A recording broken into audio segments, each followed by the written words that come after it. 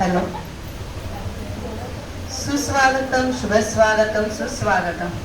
सर्व मंगल मांगल्ये शिवे सर्वार्थ साधिके शरण्ये त्र्यंबके गौरी नारायणी नमोस्तुते. मी सौ श्रुती ओंकार चित्रे इथे जमलेल्या सर्व पाच ब्राह्मणांना नमस्कार करते व त्यांचे स्वागत करते. आजच्या दिवसाचे व्याख्यानमालेचे अध्यक्ष आहेत सुमेध काका करमरकर, तसेच व्याख्याता आहेत सौ राधिका आलोक चितळे यांचे शब्दसुमनाने मी स्वागत करते. त्यांना विनंती करते की त्यांनी विठ्ठल आणि रखुमाई समोर दीप प्रज्वलन व हार अर्पण करावे.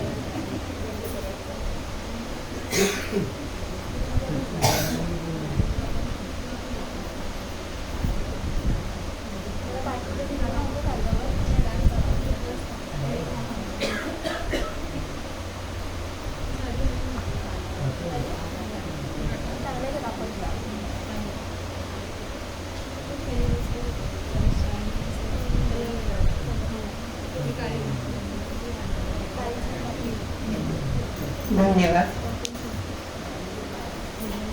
दुर्गा मातेची 9वी शक्ती म्हणजे सिद्धिदात्री, सर्व सिद्धी देणारी.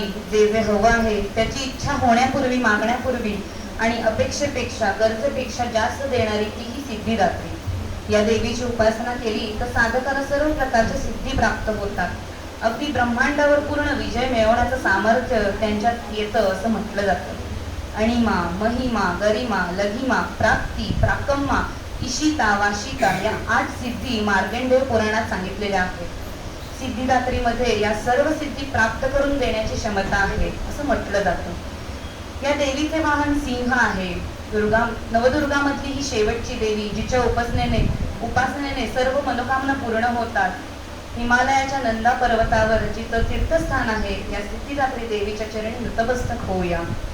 या देवी सर्वभूतेषु निद्रा रूपेण संस्थिता. नमस्तस्ये नमस्तस्ये नमस्तस्ये नमो नमः.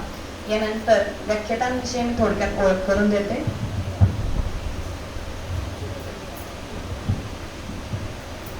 सौ राधिका आलोक चितळे, पूर्वाश्रमीची राधिका श्रीनिवास भाटे, शिक्षण BCom पूर्ण तसेच ICWA पूर्ण, शास्त्रीय संगीतात गांधर्व महाविद्यालयातून प्रथम पर्यंत शिक्षण पूर्ण.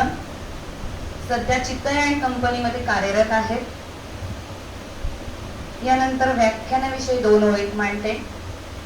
विठू माझा लेकुरवाळा, संगे गोपाळांचा मेळा, जनी म्हणे गोपाळा, करी भक्तांचा सोहळा. श्रोते हो, आज आपण संत श्रेष्ठ जनाबाई यांच्या जीवन प्रवासाबद्दल जाणून घेणार आहोत. ऐकूया सौ राधिका चितळे यांच्या तोंडून. धन्यवाद.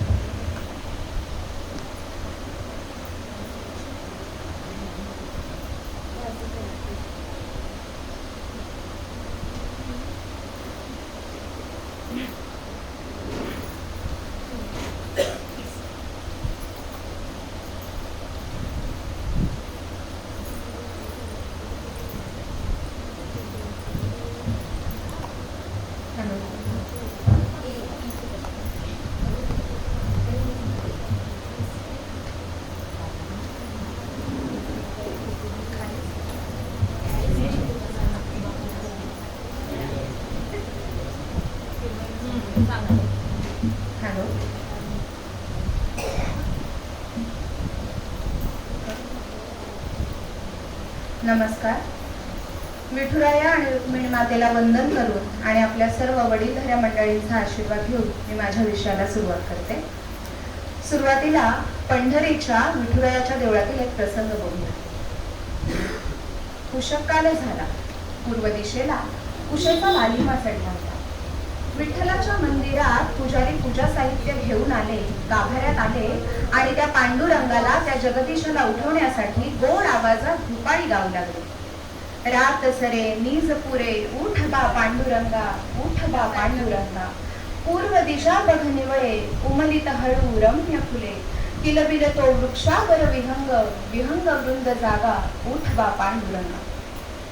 आता भगवंताची पूजा करावी म्हणून विठ्ठलाच्या मूर्तीपाशी आले. कालची शेळी निर्माल्य झालेली फुलं काढावी, हार काढावा म्हणून पुजारी पुढे आले तर त्यांना आश्चर्याचा धक्का बसला.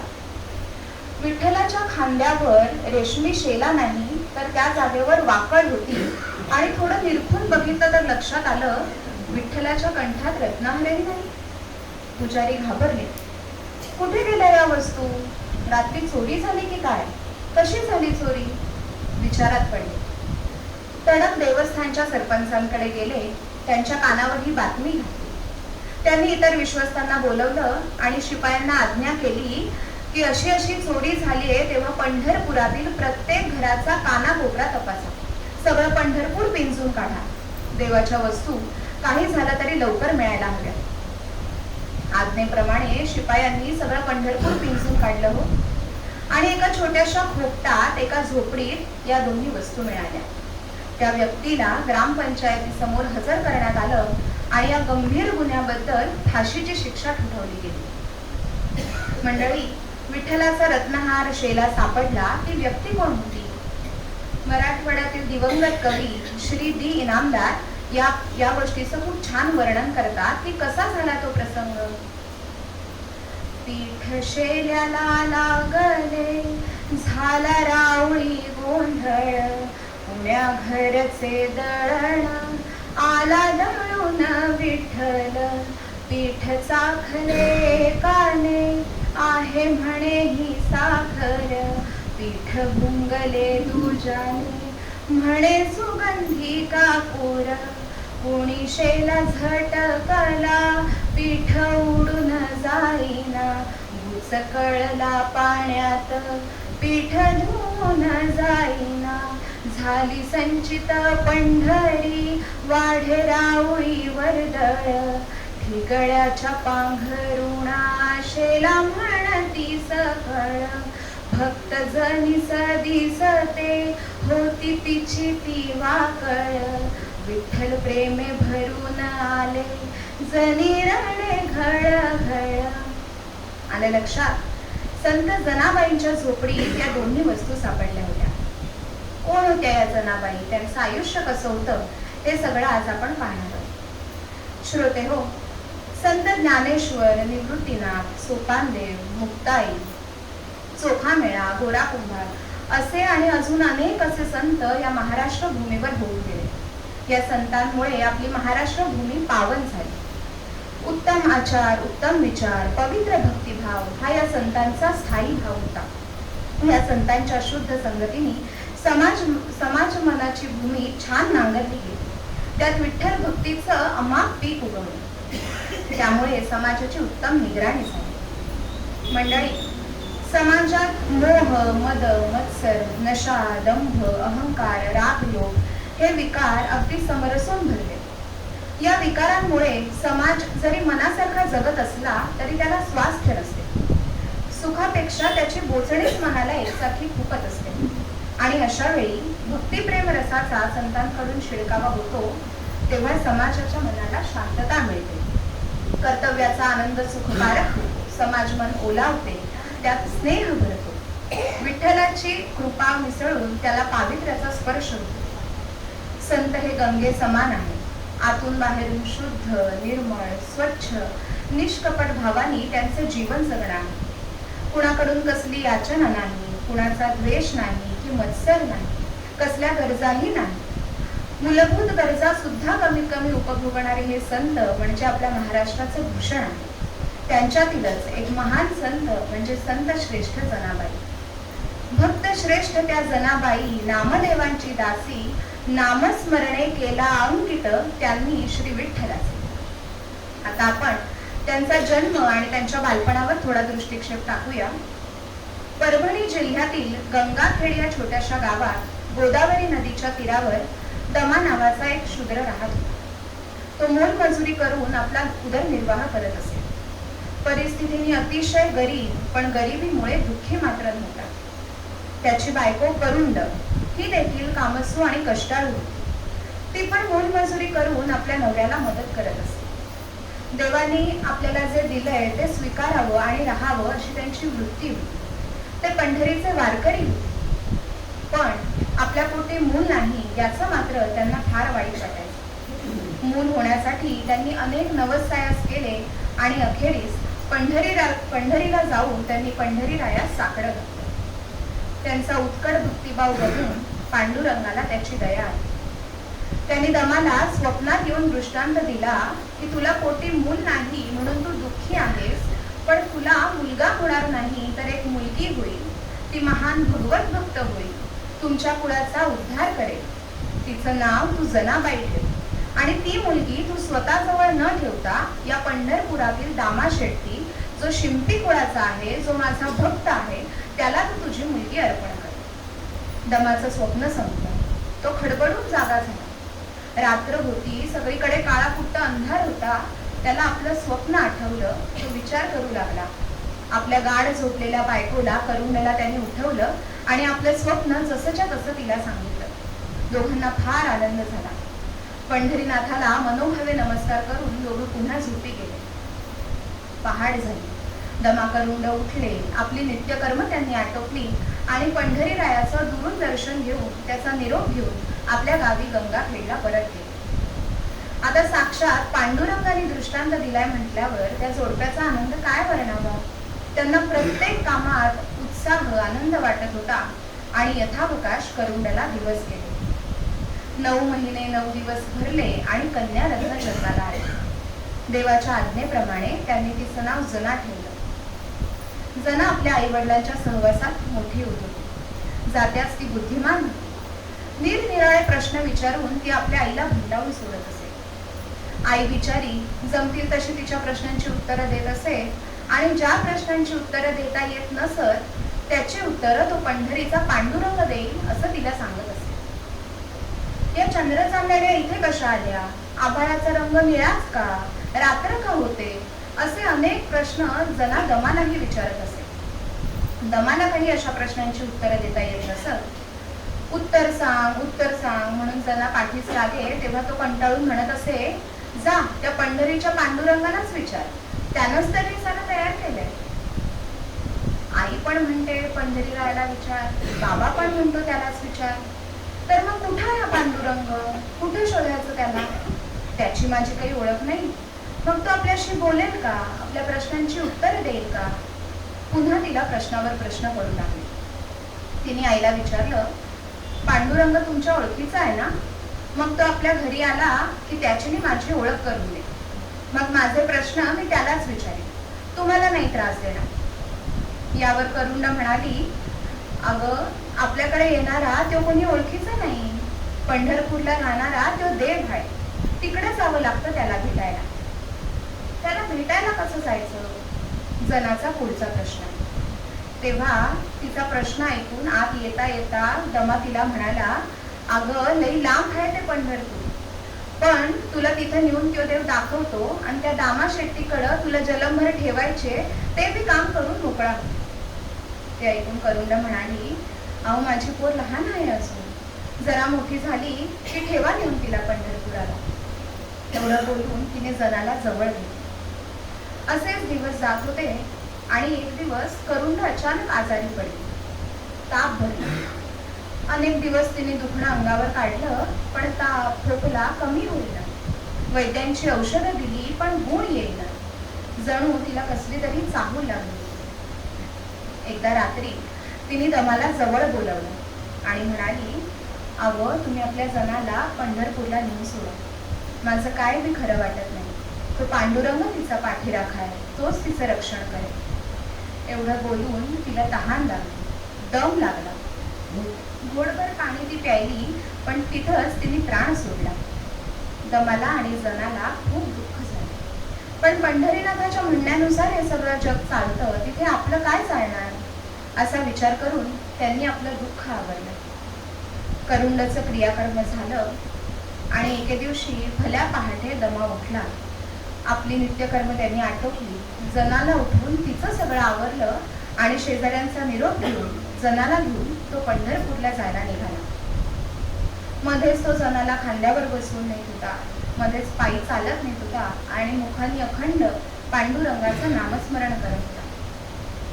जनालाही पांडुरंगाच्या दर्शनाची ओढ होतीच. पण मंडळी, प्रवास लांबचा आणि तोही पायी, अंगावर फाटकं वस्त्र, पायात वाहना नाही, डोक्याला तेल नाही, अशी जनीची ती ठेंगणी मूर्ती पांडुरंगाला भेटायला चालली होती. दास गणू महाराज तिचं असं वर्णन करतात. ठेंगणी ठेंगणी जनीची मूर्ती, असे कुरुपती नेसण्याप्रती, फाटकी फडकी फाटकी फडकी, बिनकाठी चोळी अंगात असे जणू फिकटी, सावळा सावळा जियेचा वाण, नयन ते लहान आखुड शिमान, शिरीकच उडती शिरीकच उडती, नातेल म्हणून गाऱ्हाणे जणू का करती, नापदी नापदी घालण्या वहाण, कांकणे छान करामती छान, काळी कुळ कुळती काळी कुळ कुळती, निज बंधू टाळतो साथ जयाची करीती, चट चटा पोळती पाय, चट चटा पोळती पाय, तापला हाय उन्हाने काय, चट चटा पोळती पाय, तापला हाय उन्हाने काय, झाली पथक्रमिता झाली पथक्रमिता, गणुदास म्हणे ही कठीण किती निर्धनता. बऱ्याच दिवसांनी दोघं पंढरपूरला पोहोचले. आता आपल्याला देव दिसणार, आपल्याशी बोलणार म्हणून लहानग्या जनास फार मजा वाटत होती. दमा तिला घेऊन चंद्रभागेवर गेला, जिथे त्यांना पाण्याला शिवायची, पाणी वापरण्याची परवानगी होती. दोघांनी तिथे आंघोळी केल्या, गावातून मागून आणलेली भाकरी त्यांनी खाल्ली आणि मग दोघ जण पांडुरंगाच्या देवळाजवळ गेले. दमानी लांबूनच जनाला ती पांडुरंगाची मूर्ती ते देऊळ दाखवलं. एवढं मोठं देवाचं देऊळ आणि देव मात्र न बोलणारा, दगडाचा काळा काळा. तिला आश्चर्य वाटलं. देव असा असतो, न हलणारा, न बोलणारा. पण आपल्या बाबांनी सांगितलंय म्हणजे असाच असणार. जनांनी आपल्या मनाची समजूत घातली. आई वडील सांगतील ते प्रमाण हे त्या काळी सहज घडत होतं. नाहीतर एवढीशी ती पोर आपल्या जन्मदात्यापासून दूर जायला कशी तयार झाली असती. नंतर दमा तिला दामा शेट्टींकडे घेऊन गेला. बाहेरूनच त्यांनी त्यांना मुजरा घातला, आपल्या दृष्टांताची हकीकत सांगितली आणि जनाला तुमच्याकडे ठेवू का म्हणाला. दामा शेट्टींनी पण पंढरीनाथाची आज्ञा म्हणून जनाला सांभाळण्याचं वचन दिलं. मंडळी, इथे दोन पित्यांची त्या पंढरीनाथावर असलेली अढळ श्रद्धा आणि स्वतःचा स्वार्थ बाजूला सारून त्याच्या आज्ञेचं पालन करण्याची वृत्ती दिसून येते. एक तो दमा, जो आपली एकुलती एक लेक, तीही नवसारी झालेली, केवळ त्या पांडुरंगाची आज्ञा म्हणून दुसऱ्याच्या घरी ठेवायला तयार झाला. आणि दुसरे दामा शेट्टी, करता करविता भगवंत हे मानून इतर कसलाही विचार न करता केवळ त्या पांडुरंगाने दृष्टांत दिलाय म्हणून जनाला सांभाळायला तयार झाले. देवाने दृष्टांत दिला तेच खरं मानण्याची वृत्ती, त्यासाठी पोटच्या पोरीचा विरह आणि दामा शेट्टींकडे असलेली अकारण परोपकाराची वृत्ती, या गोष्टी सुद्धा छोट्या जनाला संत जनाबाई करायला कारणीभूत आहे. आता दामा शेट्टींनी तर वचन दिलं, पण गोणाईनी म्हणजे दामा शेट्टींच्या पत्नीनी थोडी कुरकुर केली. साहजिकच होतं, खाणारी तोंड घरात भरपूर, त्यात आणखी एक तोंड वाढणार, कसं जायचं. दामा शेट्टी म्हणाले, अगं आपण जे जेवतो त्यातलंच तिला घाल. छोटी जना वय वर्ष 7 म्हणाली, बाईजी तुम्ही काही काळजी करू नका. माझा तुम्हाला काही त्रास होणार नाही. तुम्ही द्याल ते मी खाईन, द्याल ते येईल, तुम्हाला सगळ्या कामात मदत करेन. पण मला ठेवून द्या. मला निदान त्या पांडुरंगाचं रोज दर्शन तरी घडेल. मला तो लई आवडतो. गोणाई बरं म्हणाली आणि अशा रीतीने छोटी जना दामा शेट्टींच्या घरात राहू लागली. थोड्या दिवसातच दामा शेट्टीने तिला आपल्या घराच्या आवारातच एक झोपडी बांधून दिली. दामा शेट्टी आणि गोणाई हे दोघंही विठ्ठल भक्त होते, वारकरी होते. त्या दोघांनीही जनाला आपल्या पोटच्या मुलीप्रमाणे सांभाळले. त्यांचे विठ्ठल भक्तीचे संस्कार जनावर होत होते. जना घरातील अनेक कामं बिनबोभाट करत असते. झाडलोट करणं, शेण गोठा करणं, दळणकांडण करणं आणि हे सगळं करताना मुखाने सतत पांडुरंगाचं नामस्मरण. दळण कांडण हो करी जनाबाई, मुखी गाई त्या नाम चक्रपाणी, म्हणेला गोडे चित्त चरणासी, तूच माझा माय बाप बंधू भगिनी हो. सतत नामस्मरण, ज्याला काळ वेळ स्थान कसलंही भान नाही, असाच काळ चालला होता. काही काळातच दामा शेट्टी आणि गोणाई या दाम्पत्याला एक कन्या झाली. तिचं नाव आऊताई आणि त्यानंतर एक मुलगा झाला. त्याचं नाव ठेवलं नामदेव. जनाबाईच्या पायगुणामुळेच आपल्याला अपत्य प्राप्ती झाली असं गोणाईला मनोमन वाटत होतं. गोणाई छोट्या नामदेवाला घेऊन विठ्ठलाच्या रावळात रोज काकड आरतीला जात असे. जनाईही पाठोपाठ जात असे, पण ती रावळाच्या बाहेरच थांबली. छोटा नामदेव तिला म्हणे, अगं जना, चल आत ये ना, बघ तरी माझ्या विठ्ठलाचं साजिर गोजिर रूप. त्यावर जनाबाई म्हणे, अरे मी हलक्या जातीची, मी रावळात यायचं नसतं. नामदेवाला काही कळलं नाही.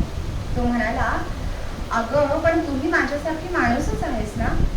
त्यावर जना म्हणाली, अरे पण माणसा माणसात फरक असतो. काही माणसं देवळाच्या गाभाऱ्यात जातात, काही सभा मंडपात जातात, पण आम्ही उमऱ्याबाहेरच थांबायचं असतं. असू दे, मला इथूनही विठुरायाचं दर्शन. नामदेवाला काही कळत नसे. नामदेव लहानपणापासूनच विठ्ठल भक्तीत मग्न असे. घरातलं वातावरण विठ्ठल भक्तीचं होतं. घरात अनेक वारकरी, रोज रात्री भजन कीर्तनाचा कार्यक्रम असे. नामदेवाला विठ्ठल भक्तीचा ध्यास लागू लागला. बाकी कशातच त्याला रस वाटत नसे. छोटा नामदेव विठ्ठलाच्या भजनात अगदी तल्लीन होत असे. एक दिवस दामा शेट्टींनी नामाच्या पांडुरंगासाठी छोटी अंगी म्हणजे अंगरखा शिवला. ती लाल सुटूक रंगाची अंगी बघून नामदेव खूप खुश झाला, नाचू लागला. जनाबाईच्या झोपडीत आला आणि तिला ती दाखवत म्हणाला, अगं जना, बघ तरी माझ्या पांडुरंगाची अंगी किती छान येते. माझ्या विठोबाची अंगी लाल जर तारी, पांडुरंग हरी जय जय पांडुरंग हरी, अंगीला लाविले गोंडे छानच सोनेरी, पांडुरंग हरी जय जय पांडुरंग हरी, ल्यायला अलंकार माझा विठू हरी, पांडुरंग हरी जय जय पांडुरंग हरी. काय सांगू माझ्या विठोबाचं रूप, डोळे निवती माझे त्याचं बघून स्वरूप, साजिरी गोजिरी माझ्या विठोबाची स्वारी, पांडुरंग हरी जय जय पांडुरंग हरी. नाच करणाऱ्या छोट्या नामदेवाच्या रूपात जनाबाईला कृष्ण रूपच दिसत होतं. पांडुरंग आपल्या जवळच आहे असा अनुभव तिच्या अंतर्चक्षुंना झाला आणि आता तिला असं दर्शन वारंवार होऊ लागलं. विठ्ठलाचं नाव ती अगदी आवडीनं भक्तिभावानं घेत असे. तिची विठ्ठलाशी अनन्यसाधारण भक्ती होती. विठ्ठल तिचं सर्वस्व झाला होता. माय बाप बंधू भगिनी सखा. नामदेवांच्या जन्मापासूनच आपल्याला विठ्ठल दर्शन होतं अशी तिची श्रद्धा होती. हळूहळू तिला असंही जाणवू लागलं की श्रीहरी विठ्ठल आपल्याला प्रत्येक कामात मदत करायला येतो. त्या म्हणत, जनी जाय पाणी आसी मागे धावे ऋषिकेशी पाय भिजो नेदी हात माथा घागरी वाहात पाणी रांजणात भरी सडा सारवण करी धुणे धुवनिया आणि म्हणे नामयाची जरी. अशा तऱ्हेने विठुराया क्षणोक्षणी आपल्या बरोबर आहे असा तिला अनुभव येऊ लागला. असे अनेक प्रसंग त्यांनी आपल्या अभंगातून वर्णन केले. तिच्या पोरकेपणाची जाणीव तिच्या अभंगातून. अगदी एकटी आहे ती, तिला तिचं माणूस म्हणून कोणीच नाही. म्हणून तर तिचं नातं विठुरायाशी असलेलं नातं हे अनेक पदरी आणि दाट आणि गहिर आहे. कल्पना करा, स्त्रीत्वाची जाणीव झालेली ती एक तरुणी निळ्या सावळ्या मंजिरींनी बहरलेल्या हिरव्यागार पानांनी डवरलेल्या तुळशीच्या बनात उभी आहे आणि आपली वेणी उकलून केस मोकळे करते आणि तो विठू तिची वेणी घालून देतोय. त्या म्हणतात, आई मेली बाप मेला मज सांभाळी विठ्ठला, हरी रे मज कोणी नाही माझी खात असे डोई.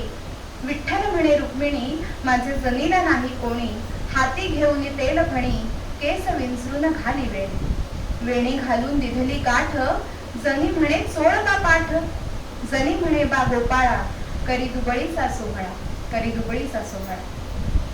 नामदेव आणि जनाबाई दोघही सरळ सोप्या भाषेतल्या रचना करू लागले होते. जनाबाई त्या इतरांना ऐकवून दाखवत असत. एकदा गोणाई म्हणाली, अगं जने, तू सारखी अभंग म्हणत असतेस, हा नामा पण अगदी तसाच आहे बघ. प्रत्येक गोष्ट अभंगातून सांगत असतो. लोक म्हणतात ही साधी गोष्ट नाही, हा ईश्वरी अनुग्रह आहे. तुलाही तो लाभलाय. तू तर नामापेक्षा 10 वर्षांनी मोठी आहेस. जनाबाई नम्रपणे म्हणाली, बाईजी, शरीर वाढलं, वय वाढलं म्हणून कोणी मोठं होत नाही. मी तुमची नामदेवांची दासी आहे. मला नामदेवांच्या जन्मापासूनच पांडुरंग दिसतो. म्हणाली, शूद्र नाथास तामजला भूतदयेने दिला आसरा, प्रेम जिव्हाळा मजसिला भला जशी मायले करा. बाईजी, आपण विठ्ठल भक्त, आपली वृत्ती दयाळू. मी हलक्या जातीत जन्माला आले, पण तुम्ही मला आसरा दिला, माया दिली, मला लहानाचं मोठं केलं. तुमच्या घरी आले म्हणून मला त्या विठ्ठलाचं भक्तिप्रेम जडलं. बाईजी, त्याचे पायी माझं मन रमतं हो. खरंच मी खूप भाग्यवान आहे. मला आपल्यासारख्या संतांची सेवा करायला मिळाली. हे तुमचे अनंत उपकार जन्मोजन्मी फिटण्यासारखे नाही. अशा तऱ्हेने दिवस जात होते. नामदेवांचे लग्न राजाईशी झालं. यथावकाश त्यांना मुलगा झाला. खरं तर आता कुटुंबाची जबाबदारी नामदेवांनी घ्यायला हवी. दामाशेट्टी थकले होते, पण तसं झालं नाही. नामदेव दिवस रात्र विठ्ठल भक्तीत रंगून जात, कीर्तन करी. चंद्रभागेच्या वाळवंटात नामदेव कीर्तनाला उभे राहिले की ते कीर्तन बघायला पांडुरंग येत असे असं म्हणतात. गोणाई आणि दामाशेट्टींना आपल्या भविष्याची काळजी वाटत होती. जनाबाई नामदेवांना समजावून सांगू लागली की नामदेवा, अगं तुम्ही आता संसारात लक्ष घाला. नामदेव जनाईला म्हणाले, अगं विठ्ठलाच्या भजनात जी गोडी आहे ती संसारात नाही बघ जना. जनाबाईंनी शेवटी तिच्या पांडुरायाला साकडं घातलं की देवा, आता तुलाच नामदेवांची काळजी बरं. एकदा गोणाई नामदेवांना म्हणाली, अरे नामा, कीर्तन करून का कुठे पोळ भरतय? काही व्यवसाय नको का करायला? अरे आपल्या शिंपी कामात लक्ष दे. दामाशेट्टीने देखील नामदेवांना समजवायचा प्रयत्न केला. म्हणाले, त्यजूनी गज कातरी करी तुहा विणा घेतला. त्यजूनी गज कातरी करी तुहा विणा घेतला. अशुभ अवघे कसे आवडला टिळा भोपळा. सुईत नच ओविला चुकून तूही दोरा कधी. सुईत नच ओविला चुकून तूही दोरा कधी. म्हणून नच राहिला तुझसी मान शिंप्यामध्ये. अरे नामा, कधीतरी ही विणा बाजूला ठेवून सुईदोरा हातात घे, नाहीतर आपला शिंपी काम तू कसं पुढे नेणार? दामाशेट्टींनी नामदेवांना आपल्या व्यवसायात ओढण्याचा प्रयत्न केला, पण सगळे प्रयत्न व्यर्थ ठरले. विठ्ठल भक्ती श्रेष्ठ ठरली. नामदेवांना मुलगा झाला, त्याचं बारसं करायचं होतं. बाळाला अंगडी टोपली, बाळ लेणं द्यायला हवं. गोणाई आणि दामा शेट्टी काळजी करू लागले. आपली ही गरिबी, कसा हा खर्च झेपणार, काय करावं. पण मंडळी, एक दिवस परगावाहून एक दाम्पत्य दामा शेट्टींकडे आले आणि म्हणाले, आम्हाला एका बाळंतिणीची ओटी भरायची, तसा आमचा नवस आहे. गोणाईला त्यांचा नवस आहे म्हटल्यावर काही बोलता येईना. त्या दाम्पत्याने राजाईची ओटी भरली, बाळंतविडा दिला. बाळाला वाक्या वाळे तर नामदेवांना पैरण शिला दिला. याशिवाय सोनं चांदी हिरे माणकं सगळं काही दिलं. सगळ्यांचे डोळे दिपून गेले. जनाईने मात्र मनोमन जाणलं की हे दाम्पत्य म्हणजे माझा विठू आणि रुक्मिणी माता आहे. तिच्या डोळ्यात अश्रू दाटून आले. तिने पांडुरंगाला मनोभावे नमस्कार केला. विठुवाला बारशाला, विठुवाला बारशाला, लुगडी सोळीयन पैरण शेला, वाक्या वाळेही दिले बाळाला, जाणले जनीने विठ्ठलाला. नामदेव आणि जनाईच्या निरपेक्ष भक्तीची ताकद बघा. प्रत्यक्ष पांडुरंग आपल्या भक्तासाठी धावून आला. अनन्याश्चिंतयन्तो मां ये जना पर्युपासते, तेषां नित्याभियुक्तानां योगक्षेमं वहाम्यहम्. हे त्या भगवंताचं ब्रीद वाक्य आहे. जो अनन्य भावाने भगवंताला शरण जातो, त्याचा योगक्षेम, त्याचा उदरनिर्वाह भगवंत स्वतः चालवतात. ते दाम्पत्य गेल्यावर जनाई म्हणाली, बघितलंत बाईची, अहो तो त्रैलोक्याचा पती आपल्या घरी येऊन गेला. आपण गरीब आहोत असं तुम्ही का बरं म्हणता? अहो त्या विठुरायाला आपली काळजी आहे. एकदा मुसळधार पाऊस पडत होता. सोसाट्याचा वारा सुटला होता. आता घराचं छप्पर कोसळतंय की काय असं नामदेवांना वाटलं. पण मंडळी, नामदेवांचं घर साकारायला स्वतः पांडुरंग आले. कोणीतरी छपरावर आहे असं नामदेवांना सतत वाटत होतं, पण अंधार असल्यामुळे काही दिसत नव्हतं. घर साकारून झालं. भगवंत जनीच्या झोपडीत आले. जनाई म्हणाली, अरे देवा, किती कष्ट घेतोस. एवढ्या वादळ वाऱ्यात तुला त्रास झाला असेल ना. ये, मी तुझी पाठ मान रगडून देते. देव म्हणाले, अगं जने, तुझ्या लाडक्या नामदेवाचं रक्षण नको का करायला? आणि तू माझ्यावर किती माया करतेस. मी तुझ्या मदतीला येणारच. पाऊस कमी झाला म्हणून नामदेव बाहेर आले. त्यांना जनाबाईच्या झोपडीत उजेड दिसला. कोणीतरी बोलतंय असाही भास झाला. ते झोपडीपाशी आले.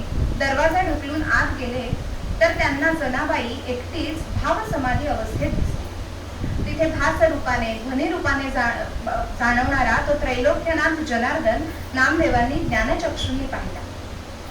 जनीला नामदेवांनी प्रश्न केला, जना, आता इथे कोण आलं होतं ग? जनाई म्हणाली, नामदेवा, अहो तुमचं घर साकारायला प्रत्यक्ष पांडुरंग आला होता. मग दमला. थोडा वेळ त्याने इथे विश्रांती घेतली. काकड आरतीची वेळ झाली म्हणून गेला. नामदेव आनंदून म्हणाले, देव इथे आला होता? जना, तो तुला दिसतो का ग? जनाई म्हणाली, हो, नेहमीच येतो तो. पण नामदेवा, तुम्ही पण पाहिलंय का त्याला? तुमच्या हातून तो जेवतो सुद्धा आणि तुमच्या कीर्तनात नाचतो सुद्धा. नामदेव म्हणाले, अगं पण जना, प्रत्यक्ष पांडुरंग तुला प्रत्येक कामात मदत करायला येतो. तो स्वतः तुझ्यासाठी राबतो. तू माझ्यापेक्षा त्याची फार लाडकी आहे. आणखी एक प्रसंग सांगते. एकदा पांडुरंग नामदेवांची परीक्षा बघण्यासाठी ब्राह्मणाचा वेश करून आले. एकादशीच्या दिवशी आले. नामदेवांना म्हणाले की मी खूप भुकेला आहे, मला भोजन दे. आता एकादशीचा दिवस, नामदेवांचा, घरातल्या सगळ्यांचा उपवास. घरात अन्न शिजणारच नव्हतं. बरं, एकादशीचं व्रत मोडूनही चालणार नाही. मोडलं तर देहदंडाचं प्रायश्चित्त घ्यावं लागणार असं कठोर व्रत. पण ब्राह्मण भुकेने व्याकुळ झाला होता. अन्न मिळालं नाही म्हटल्यावर त्यानं तिथंच प्राण सोडला. त्या ब्राह्मणाचं शेवटचं क्रियाकर्म सुरू झालं. चिताग्नी दिला. नामदेवांना वाटलं, माझ्यामुळे या ब्राह्मणाला मरण आलं तेव्हा मी पापी आहे. मला याची शिक्षा भोगलीच पाहिजे असं म्हणून नामदेव त्या चितेत शिरले. पण झालं असं, अग्नी थंड झाला आणि त्यातून भगवंत शंख चक्र गदा पद्म अशा चतुर्भुज रूपात प्रकट झाले. नामदेव भगवंताच्या परीक्षेत उत्तीर्ण झाले. भगवंतांनी नामदेवांना दर्शन दिलं. नामदेव म्हणाले, हाच तो जनीचा पांडुरंग. त्यांची ईश्वर दर्शनाची तळमळ आता शांत झाली. हा सगुण रूप दर्शनाचा आनंद कधी एकदा जनाईला सांगतोय असं नामदेवांना झालं. ते घाईघाईनी जनाईच्या झोपडीत आले आणि तिथलं दृश्य बघून नामदेव मंत्रमुग्ध झाले. अहो मंडळी, जनाबाई मुखानं अभंग म्हणत होती आणि साक्षात पांडुरंग ते अभंग लिहून घेत होते. किती भाग्यवान होत्या जनाबाई. नामदेव म्हणाले, आज पांडुरंगाने दुसऱ्यांदा मला सगुण रूपात दर्शन दिलं. माझा जन्म धन्य झाला. जनाबाई अभंग म्हणत होत्या, ज्याचा सखा हरी त्यावरी विश्व कृपा करी. ज्याचा सखा हरी त्यावरी विश्व कृपा करी. उणे पडोने दी त्याचे वारे सोशी आघाताचे. ज्याचा सखा हरी त्यावरी विश्व कृपा करी. दया विलक्षण भरी आपण नोहे कदा दूरी. ज्याचा सखा हरी त्यावरी विश्व कृपा करी. अंगापले ओढून त्याला राखी तो निर्वाणी. ज्याचा सखा हरी त्यावरी विश्व कृपा करी. ऐसा अंकिता भक्तांसी म्हणे नामयाची दासी. म्हणे नामयाची दासी. म्हणे नामयाची दासी. ज्याचा सखा हरी त्यावरी विश्व कृपा करी. किती सुंदर अर्थ आहे बघा. जनाबाई म्हणतात, त्या भगवंताला, त्या पांडुरंगाला आपला मित्र, आपला सखा माना. ज्याचा तो भगवंत सखा होतो त्यावर सगळ्यांची कृपा होते. त्याला काहीही कमी पडत नाही. भक्तावर होणारे आघात भगवंत सोसतो. त्याला क्षणभरही दूर करत नाही. भक्तावर येणारी संकटे स्वतःवर घेऊन तो भगवंत भक्तांचं रक्षण करतो. जो भक्त त्या भगवंताला निष्काम भक्तीनं अंकित करून घेतो, त्यांच्यात एक पाश तयार होतो, ज्यात भगवंतही स्वतःला आनंदाने बांधून घेतात. आपल्या सगळ्यांना शबरीच्या बोरांची गोष्ट माहिती. अहो, देव भावाचा भुकेला आहे, त्याला बाकी कशाचीही अपेक्षा नाही. साक्षात पांडुरंग जनीचे अभंग लिहून घेत होते. नामदेव त्या जगदात्म्याला म्हणाले, देवा, तू जनीचा लेखक झालास? देव म्हणाले, होय नामा.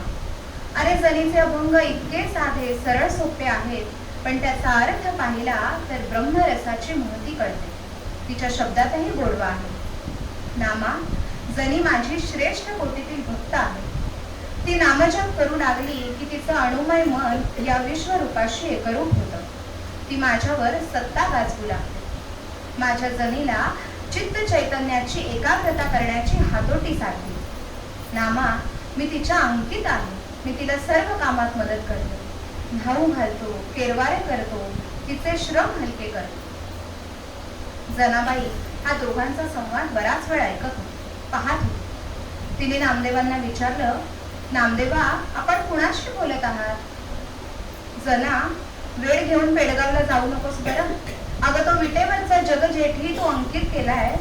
मी त्याच्याशी क्षणभर संवाद साधला तर तूच मला विचारतेस की मी कोणाशी बोलतोय? जनाबाई लगेच आनंदात म्हणाली, नामदेवा, देवदर्शनाची प्रचिती आली ना? अहो, तुम्ही मला विचारता की विठ्ठलाचं सगुण रूप कसं असतं. आत्ताच पाहिलंत ना तुम्ही. मग सांगा बरं, कसा होता श्रीहरी? नाही ना जमत वर्णन करायला. शब्द तोकडे पडतात ना. यावर नामदेव निशब्द झाले. पण तो चितेवरचा प्रसंग त्यांनी जनाबाईला सांगितला. म्हणाले, आज माझं भाग्य थोर, माझा पुनर्जन्म झाला. त्या परब्रह्माच्या रूपाचा आनंद वैखरीने कसा सांगणार?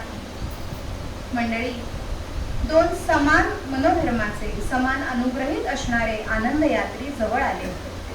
दशदिशात आनंद भरून राहिला होता.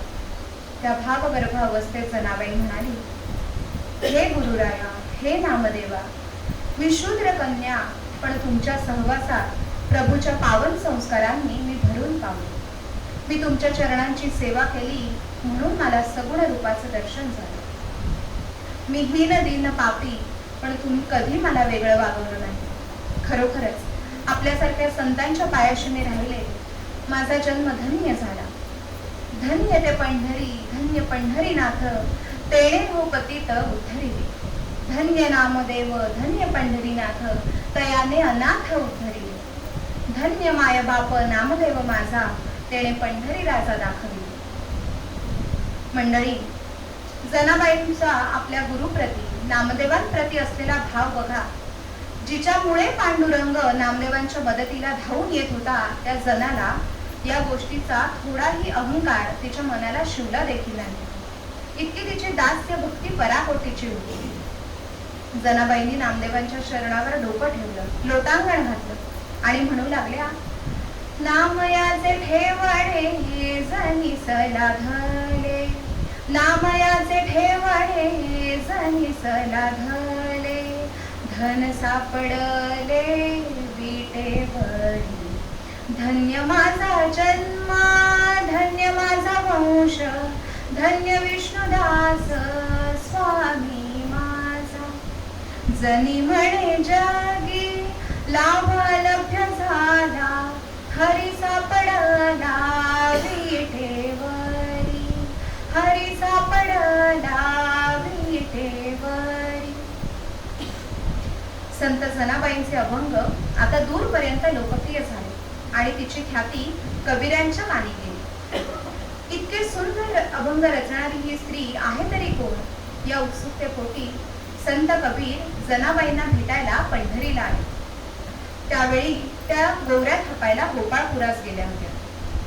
दासीचं घरकाम करणारी, गोवऱ्या थपणारी बाई अभंग लिहिते याचं त्यांना फार अप्रूप वाटलं. ते तिला भेटायला गोपाळपुरास गेले. तिथे त्यांना दोन स्त्रिया एकमेकींशी भांडत असल्याचं दृश्य दिसलं. त्या दोघींमध्ये गोऱ्यांचा भला मोठा ढीग होता आणि गोऱ्या चोरल्याचा त्या एकमेकींवर आरोप करत होत्या. थोडा वेळ तिथं थांबून त्यांचं भांडण काही संपत नाही हे बघून कबीरांनी त्यांना विचारलं, तिथे जनाबाई नावाची कोणी स्त्री आहे का? त्यावर दोघींपैकी एक स्त्री उसळून म्हणाली, ही काय, हीच की जनी चोरटी. माझ्या गोऱ्या चोरून वर माझ्याशी भांडण करतेय आणि मलाच शांपण शिकवते. ते ऐकून कबीरांना थोडासा धक्का बसला, कारण त्यांच्या मनात जनाईचं वेगळंच चित्र उभं राहिलं होतं. त्यांचा त्या स्त्रीच्या सांगण्यावर काही विश्वास बसला नाही. त्यांनी दुसरीला विचारलं, तूच जनी आहेस का? यावर ती हातातल्या गोवऱ्या टाकून बोलती झाली, होय बाबा, मीच ती जनी. तुला काही त्रास आहे का माझा?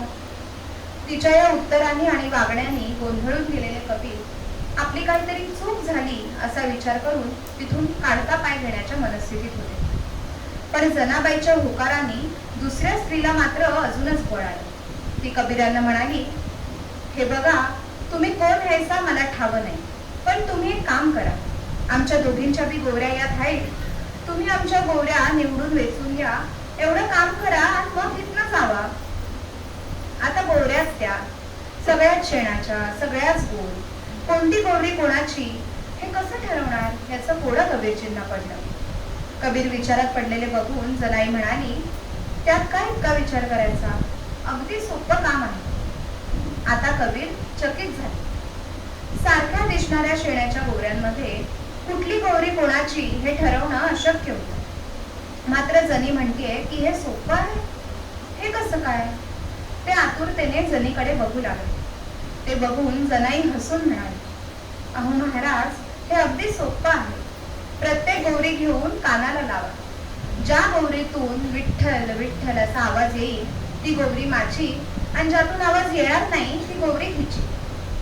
कबीरजी पुढे झाले आणि त्यांनी त्या ढिगातील 2 गोवऱ्या उचलून कानाला लावल्या. आणि काय आश्चर्य, त्या गोवऱ्यातून विठ्ठल विठ्ठल असा आवाज येत होता. आपण इथे येऊन कोणतीही चूक केलेली नाही. आपण एका महान कवयित्रीला भेटतोय, जिच्या विचारात देव वसतो हे त्यांच्या लक्षात आलं. कबीरांनी साऱ्या गोवऱ्यांची वाटणी केली.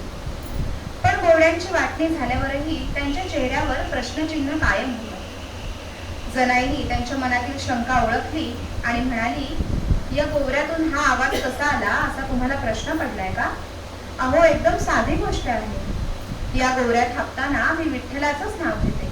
माझ्या ध्यानी मनी पांडुरंगच असतो आणि तोच या गोवऱ्यात दिसतो. कबीर चकित होऊन जनाबाईंकडे पाहत राहिले आणि मग त्यांनी स्वतःची ओळख करून दिली. कबीरजींचा परिचय ऐकून जनाबाई त्यांना घरी घेऊन गेल्या. एकाग्र चित्ताने केलेल्या नामस्मरणाची ही ताकद, अखंड नामस्मरण, ज्याला काळ, वेळ, स्थान कसलंही भान नव्हतं. प्रतिश्वासम सविश्वासम रामं वद दिने दिने को विश्वास पुनश्वास अगाम निश्चती वा नवा. म्हणजे काय की आपल्यालाही असंच नामस्मरण करायला शिकायचंय. प्रतिश्वास म्हणजे प्रत्येक श्वासाबरोबर, सविश्वास म्हणजे विश्वासाने, विश्वासपूर्वक, आपल्या देवावरच्या विश्वासपूर्वक, रामं वद दिने दिने म्हणजे आपल्या लाडक्या भगवंताचं नाव घ्यायचंय. का तर को विश्वास पुनश्वास अगाम निश्चती वानवा म्हणजे आपल्या प्रत्येक श्वासाबरोबर विश्वासपूर्वक आपल्या लाडक्या भगवंताचं नाव घ्यायचंय. कारण आपल्यालाही माहित नाही की याच्या पुढचा श्वास मी घेणार आहे की नाही, तो श्वास घेणं माझ्या नशिबात आहे की नाही. काही दिवसानंतर नामदेव महाराज पंजाबमध्ये भागवत धर्माच्या प्रसारासाठी गेले होते. ते परत येणार असल्याची वार्ता आली. आता माऊंद करायला हवं, गावजेवण घालायला हवं, जोरदार तयारी सुरू झाली. अर्थात दळण कांडण आणि बाकी सगळी जबाबदारी जनाबाईवर होती. तीही मोठ्या उत्साहाने रात्रंदिवस काम करत होती. मुखानं अखंड हरिनाम चालू होतं आणि तो जगजेठी आपल्या लाडक्या जनाईला मदत करायला आला. सोडून वैभव मंदिर फुले, सोडून वैभव मंदिर फुले, सोडून द्वारापुरी दळीतसे देवजनीच्या घरी, दळीतसे देवजनीच्या घरी. कसा होता तो विठ्ठल? श्यामल कोमल कांती सुंदर, तांबूस शोभे जरी पीतांबर. श्यामल कोमल कांती सुंदर, तांबूस शोभे जरी पीतांबर. तन्मय होनी जनी गातसे, तन्मय होनी जनी गातसे, ओवी जात्यावरी दळीतसे देवजनीच्या घरी. असा तो जगदात्मा, तो पांडुरंग जनाबाईला मदत करत होता. दोघांनी रात्रभर दळण दळलं, पीठ गोणीत भरून ठेवलं. विठुराया दमले, जरा निचले. निचताना शेला, रत्नहार तिथे जात्यापाशी काढून ठेवला. जनाबाईंनी त्यांच्या अंगावर आपली वाकळ घातली. पहाट झाली, ते उठले आणि तशीच वाकळ खांद्यावर घेऊन रावळत जाऊन उभे राहिले. आणि मग पुढे काय झालं ती कथा आपण सुरुवातीला पाहिली. विठ्ठलाचा रत्नहार, शेला या वस्तू जनाबाईच्या झोपडीत सापडल्या. त्यांना फाशीची शिक्षा सुनावण्यात आली. जनाबाई चंद्रभागेच्या वाळवंटात फाशीच्या सुळापाशी उभ्या होत्या. डोळ्यातून अश्रुधारा वाहत होत्या. सगळं पंढरपूर तिथे जमा झालं होतं. लोक बोलत होते, जनाबाईंना शिळा शाप देत होते, चोरटी म्हणत होते, आरोप करत होते. जनाबाई अस्वस्थ झाल्या, म्हणू लागल्या, हात जोडुनी म्हणे जनाई धाव घे विठू आता. हात जोडुनी म्हणे जनाई धाव घे विठू आता. नामयाच्या दासीवर रे, नामयाच्या दासीवर रे, दया करी तू आता. देवा, अरे तुला विनंती करते, बघ हे लोक काय म्हणतात. नामदेवाच्या दासीनं तुझ्या भक्तानं चोरी केली. देवा, तुला सगळं ठाऊक आहे. अरे तुझ्या नामाला, नामदेवाच्या नावाला बट्टा लागला तर मला ते सहन होणार नाही. या लोकांना किती समजावून सांगितलं, खरं सांगितलं तरी पटत नाही. आता तूच तुझी आणि नामदेवाची लाज राख देवा. या नामदेवाच्या दासीवर तू दया कर. आणि काय आश्चर्य, तो फाशी देण्याचा सूळ त्याचं पाणी पाणी झालं. तो मोडून पडला. त्याच्यावर बुक्का आणि फुलं पसरली होती. सर्व लोक पांडुरंगाचा जय जयकार करू लागले. पांडुरंग हरी वासुदेव हरी, पांडुरंग हरी वासुदेव हरी. जनाबाईंच्या डोळ्यात अश्रू उभे राहिले. त्यांनी पांडुरंगाला नमस्कार केला. या घटनेवर जनाबाईंनी आत्मचरित्रपर अभंगही लिहिलाय. पदकमाला सकलाद तेथे टाकली गोविंदे, देव तातडी निघाले वाकळ घेऊन पळाले. भक्त येती महाद्वारी, चोर पडले देव्हारी, नवन झाले पंढरपुरी, देव राबे दासी घरी. त्रिभुवनात मात गेली, दासी जनी प्रगटे. मंडळी, प्रत्यक्ष पांडुरंगाने जनाबाईवर आलेला चोरीचा आळ पुसून टाकला. तिला निर्दोष सिद्ध केलं. याचं कारण म्हणजे त्याच्या लाडक्या जनाची त्याच्या प्रती असलेली निस्सीम भक्ती. भक्तीपाशी देव घालीत असे उडी, ही उक्ती इथे सार्थ ठरते. असे अजून कितीतरी प्रसंग सांगता येतील. जनाबाई या परया जातीतील होत्या. त्या काळातील उपेक्षितांच्या त्या प्रतिनिधी होत्या. अहो, त्यांना पांडुरंगाच्या देवळात जायची पण परवानगी नव्हती, पण स्वतः विठुराया जनासाठी तिच्या झोपडीत आले. तिला सगुण रूपात दर्शन दिलं. ही त्यांच्या निरपेक्ष निष्काम भक्तीची ताकद. भक्ती कशी करावी याचे नियम नाही, मात्र ती मनापासूनची असावी. ती सच्ची असली की आपल्याला देखील ईश्वराचा प्रत्यय येतो. संत नामदेव हे जनाबाईंचे पारमार्थिक गुरु होते. नामदेवांचं कीर्तन त्यांनी अनेकदा श्रवण केलं. ज्ञानदेव, नामदेव, चोखामेळा, सावतामाळी, गोरोबा कुंभार इत्यादी समकालीन संतांच्या भेटींचे प्रसंग जनाबाईंनी वारंवार पाहिले. विठू माझा लेकुरवाळा, संगे गोपाळांचा मेळा, निवृत्ती हा खांद्यावरी, सोपानाचा हात धरी, पुढे चाले ज्ञानेश्वर, मागे मुक्ताही सुंदर, गोरा कुंभार मांडीवरी, चोखा जीवा बरोबरी, बंका कडेवरी, नामा करांगोली धरी, जनी म्हणे गोपाळा, खरी मुक्तांचा सोहळा. तसंच निवृत्तीचे बोल लिहिले सोपाने, मुक्ताईची वचने नामदेवे. असे कितीतरी ऐतिहासिक महत्वाचे संदर्भ असलेले अभंग जनाबाईंनी लिहिलेले आहेत.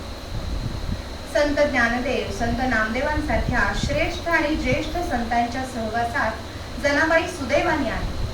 त्यांचे परस्परातील सख्य वर्णन करताना त्या म्हणतात, संत भार पंढरीत कीर्तनाचा गजर होत, सखा विरळा ज्ञानेश्वर, नामयाचा जो जिव्हार, आईशा संता शरण जावे, जनी म्हणे त्याला धावे.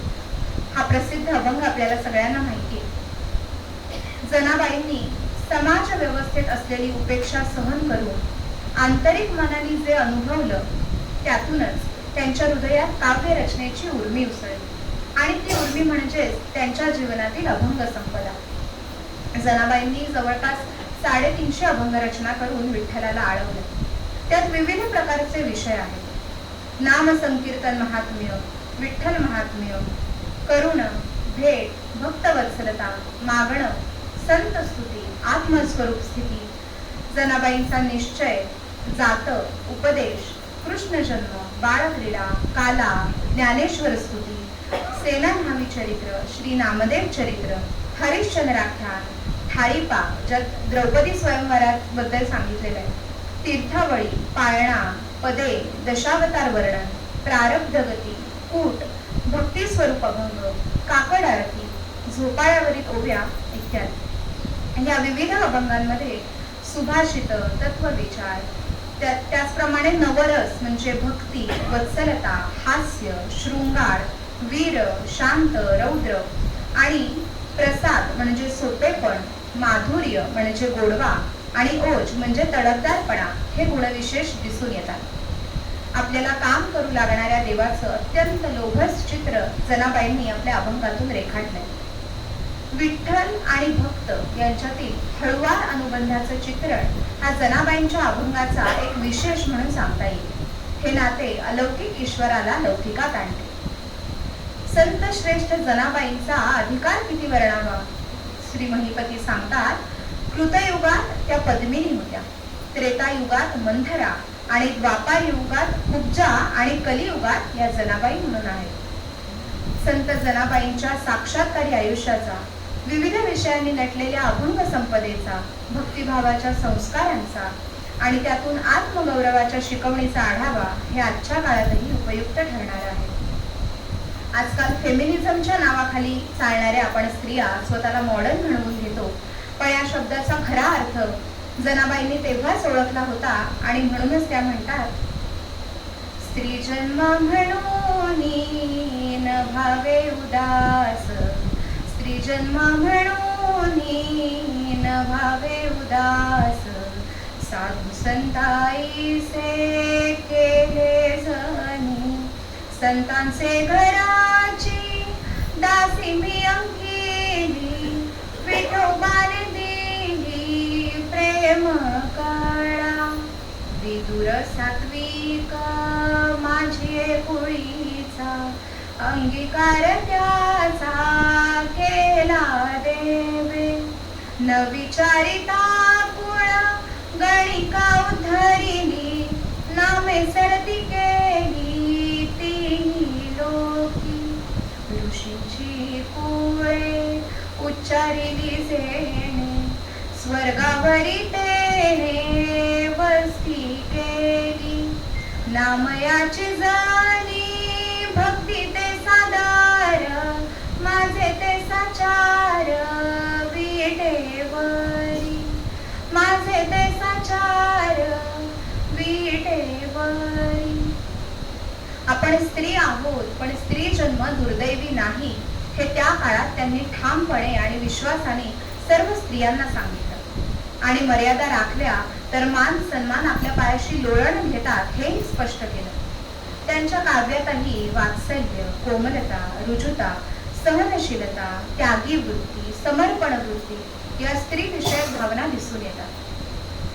जनाबाईंच्या पारमार्थिक आंदोलनाचं प्रमुख उद्दिष्ट हे विठ्ठलाने संसारात सुधारणा करावी हे नव्हतं, तर प्रपंचावर विजय मिळवावा, संसारातील भावे, सांसारिक सुखदुःखाच्या पलीकडे शुद्ध, निरपेक्ष, निरुपाधिक अवस्थेचा अनुभव घ्यावा आणि कधीही कडू गोड आघातांनी विचलित न होणाऱ्या शांती स्वरूप आनंदात डुंबत राहावं हे साध्य करणं हे होतं. लहानपणापासूनच जनाबाईंचं वागणं हे शांत, आर्जरू आणि समंजस आणि हेच गुण तिच्या ओव्यांमध्ये उतरलेले आहेत. त्यांच्या अभंगात अनौपचारिकतेचा, आत्मनिष्ठेचा, जिव्हाळ्याचा, प्रांजळपणाचा अधिक प्रत्यय येतो. त्यांची हीच अनौपचारिकता मनाला भावत गेली आणि ती जनाची जनाबाई झाली. त्यांचे काव्य भगवंताच्या ओतप्रोत प्रेमाने भरलेलं आहे. पूर्ण निष्काम होऊन लौकिक ऐहिक भावना विसरून त्या विठ्ठलाला शरण गेल्या आहेत. आत्मज्ञानाचा साक्षात्कार घडण्यापूर्वीच त्या निर्विकार झाल्या. एक कष्टकरी स्त्री दास्य भक्तीच्या अधिकारातूनच साक्षात्कारी संत ठरली, पण व्यावहारिक दृष्ट्या अतिशय दुर्दैवी ठरलेली ही स्त्री पारमार्थिक दृष्ट्या फारच भाग्यशाली म्हणावी लागेल आणि या स्त्रीने आध्यात्मिक क्षेत्रातही स्वतःला नामयाची दासी आणि नामाची दासी असं म्हणून घेतलं हे कौतुकास्पद आहे. त्यांनी म्हटलंय, दळिता कांडिता तुझ गायीन अनंता, न विसंवेक्षण भरी तुझे नाम गा मुरारी, नित्य हाची कारभार हरिमुखे निरंतर. ही त्यांची प्रतिज्ञा होती आणि ती त्यांनी सहजपणे सिद्धीस नेली. अहो, जिथे नामदेवांसारख्या संत श्रेष्ठालाही परमार्थ जपण्यासाठी प्रपंच बाजूला ठेवावा लागला, तिथे जनाबाईंना आपल्या काबाड कष्टाने भरलेल्या जीवनाची आपल्या आध्यात्मिक जीवनाशी सांगड घालण्याची विलक्षण हातोटी साधलेली होती. यामुळे त्यांना आध्यात्मिक साधनेसाठी दैनंदिन जीवनापासून अलग होण्याची कधी आवश्यकताच वाटलेली नाही. प्रपंच करता करता परमार्थ साधता येतो हा आपण आत्ताच्या काळातील स्त्रियांनी विचार करण्यासारखा विषय आहे. वाट्याला आलेले कोणतेही कार्य असो, त्यात प्रामाणिकपणा आणि सचोटी असेल तर ते कार्य आनंदच देत असते. कामाचा व्याप आणि मनाचा भार निश्चितच हलका होतो असा श्रम आणि श्रद्धा या विशुद्ध भाववृत्तीचा मंत्र जनाबाईंनी दिला. स्त्रियांनाही भक्तीची अवीट गोडी चाकता येते याची जाणीव संत जनाबाईंनी इतर स्त्रियांना करून दिली. सामाजिक उत्थानासाठी ध्येयनिष्ठा, विश्वास, परिश्रम, श्रद्धा, निष्काम भक्ती हेच प्रगतीचं तंत्र आहे हेही पटवून दिलं. संत जनाबाईंना जवळजवळ 92 वर्षांचं आयुष्य लाभलं.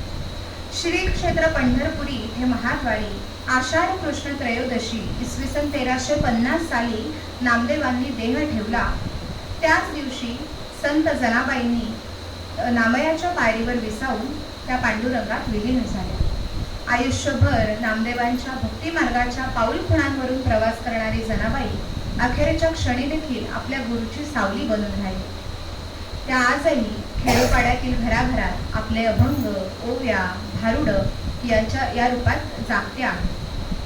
संतांच्या कृपेने स्त्रियांमधला न्यूनगंड दूर करून जगण्याचा साधा सोपा मंत्र देण्याचा प्रयत्न जनाबाईंनी केला. त्यांचं जीवन म्हणजे स्त्री पुरुषांना वास्तवाचा आणि अध्यात्माचा मार्ग दाखवणारा नंदादीप आहे. त्यांच्या अभंगातून अभिजात काव्यशैली प्रकट झाली. त्यांचं काव्य म्हणजे जीवनाचा आवर्त असून त्याचा गाभा विठ्ठल प्रेम आहे. शेवटी जनाई म्हणजे विठ्ठलच, नामदेव म्हणजे विठ्ठलच. हे असं जनाबाईंचं चरित्र. चरित्राचा समारोप करण्यापूर्वी काही गोष्टी सांगायच्या. पहिली म्हणजे मला माझा विषय इथे मांडण्याची संधी दिली त्याबद्दल पाग ग्रामस्थ आणि कमिटी मेंबर्स सुमेधदादा, नेहावैनी यांना मनापासून धन्यवाद. कारण या विषयाचा अभ्यास करताना, इतक्या महान व्यक्तीविषयी वाचताना मला खूप गोष्टी शिकायला मिळाल्या.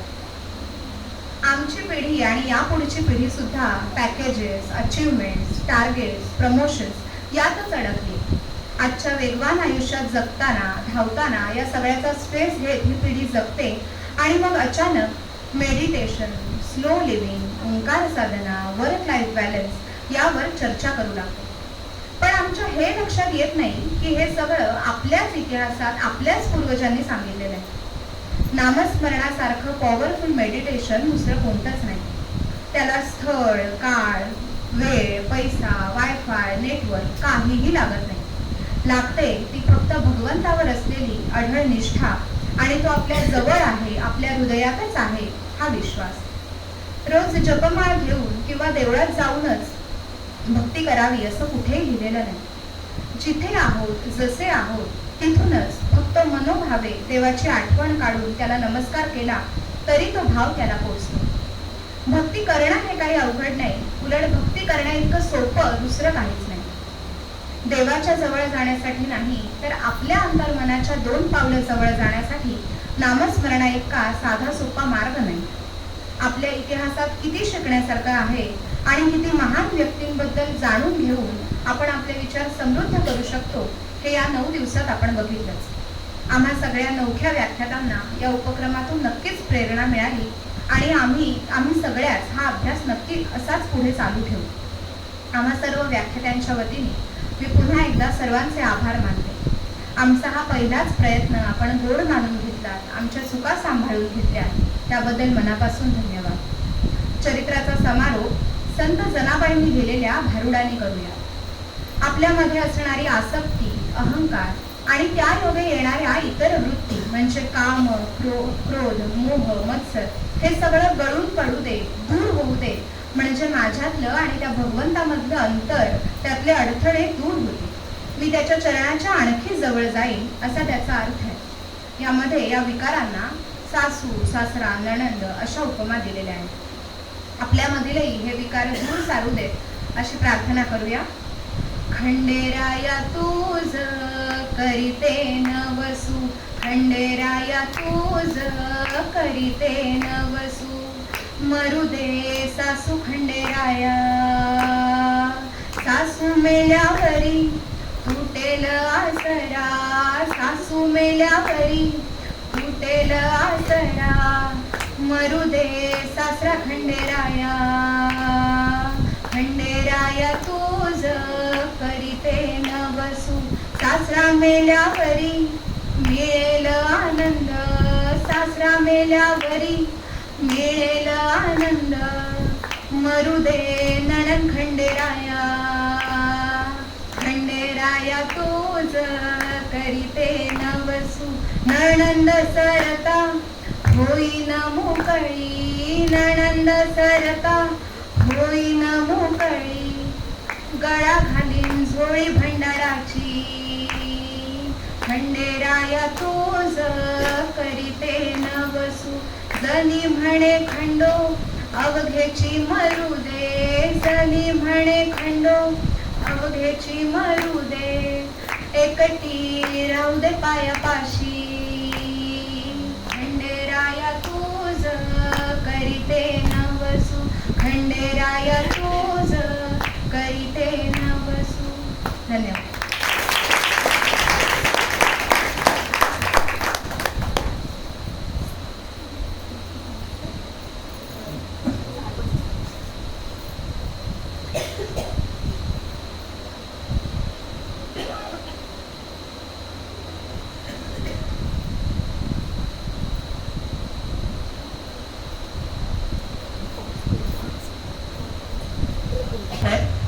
यानंतर व्याख्यानमालेचे अध्यक्ष सुमेधा करमरकर यांना आपले मनोगत व्यक्त करण्याची विनंती करते.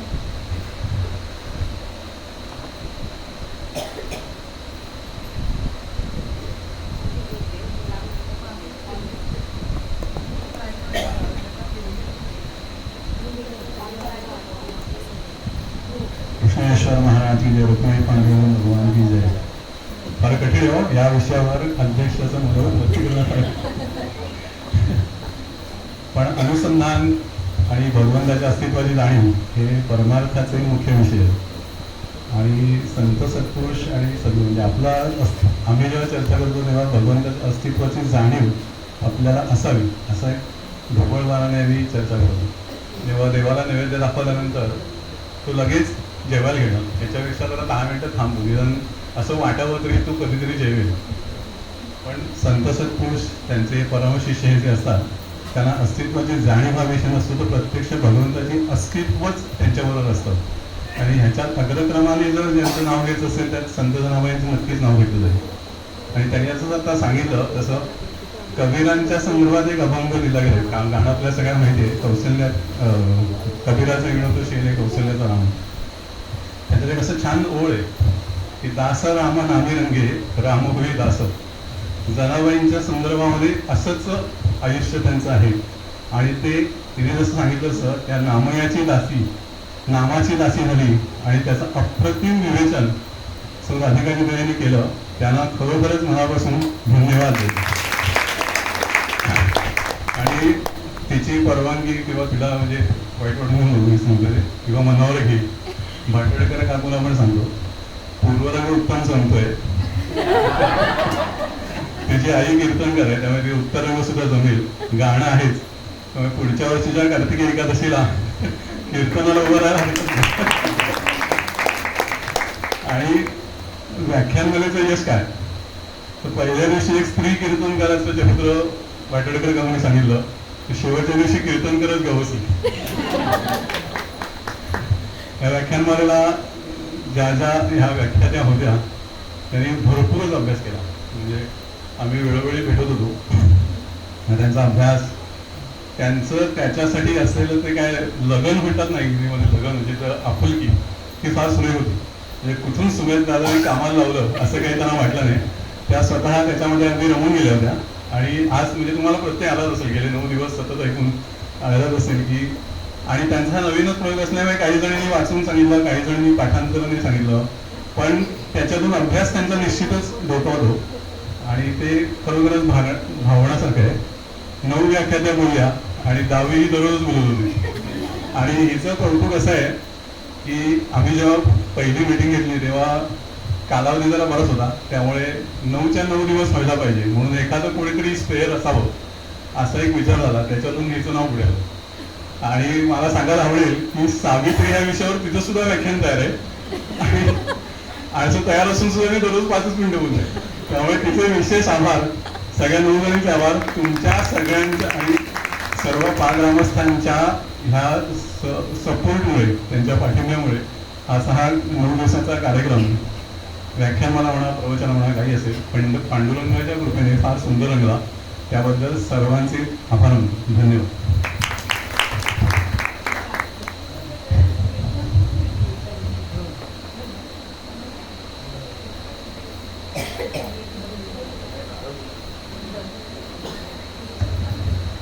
यानंतर अध्यक्षांना विनंती करते की श्रीचा प्रसाद व्याख्यात्यांच्या हाती द्यावा.